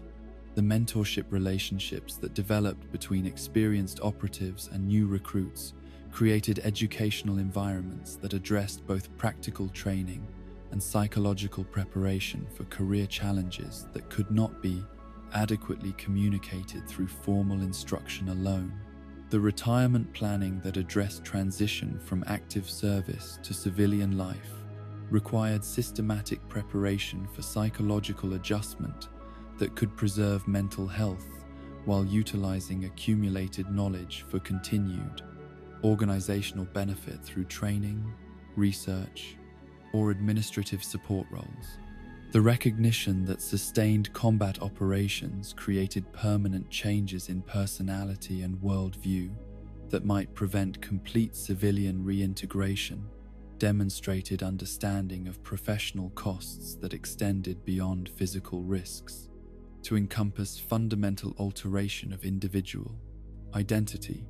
The meaning-making processes that enabled demon slayers to find purpose and satisfaction despite professional costs reflected individual creativity in developing philosophical frameworks that could support continued dedication while preserving psychological health and moral integrity. The diversity of approaches to finding meaning in sacrificial service demonstrated human adaptability while providing examples that could guide others facing similar challenges in developing personal solutions to universal problems. Inherent in choosing to dedicate existence to protecting others from supernatural threats, the historical perspective that placed individual service within broader context of human struggle against supernatural evil provided philosophical foundation that transcended personal concerns while connecting individual sacrifice to purposes that extended beyond immediate tactical objectives toward ultimate victory that might be achieved through accumulated efforts across generations of dedicated service that maintained hope despite temporary setbacks and individual losses that seemed to challenge progress toward organizational objectives. And so, gentle scholars of the blade, we reach the twilight of our educational journey through the intricate tapestries of knowledge that weave together the magnificent complexity of the Demon Slayer universe, where ancient wisdom merged with human determination to create legends that transcend the boundaries between history and myth. Through the hidden sciences of breathing techniques and the forgotten philosophies of supernatural warfare, we have witnessed how human potential could be elevated beyond natural limitations, while compassion remained the truest strength that distinguished hero from monster in the endless dance between light and darkness. The knowledge we have shared tonight illuminates pathways that extend far beyond entertainment into realms of genuine understanding about dedication, sacrifice, and the profound courage required to protect what we love, despite costs that might seem unbearable to lesser souls. As you drift toward peaceful slumber, carry with you the wisdom of those who chose hope over despair, who found strength in gentleness, and who proved that even in the darkest nights, the human spirit burns brighter than any demon's fury. Let the rhythm of total concentration breathing guide your rest, as steady and eternal as the turning of seasons, while dreams carry you through cherry blossom paths where every breath becomes a prayer for peace, every heartbeat a promise that tomorrow's dawn will find you stronger, wiser, and more compassionate than today's setting sun. Sleep well, gentle scholar, and remember that true education never ends, but continues growing like mountain streams that become mighty rivers, carrying all who drink from their waters toward oceans of infinite possibility.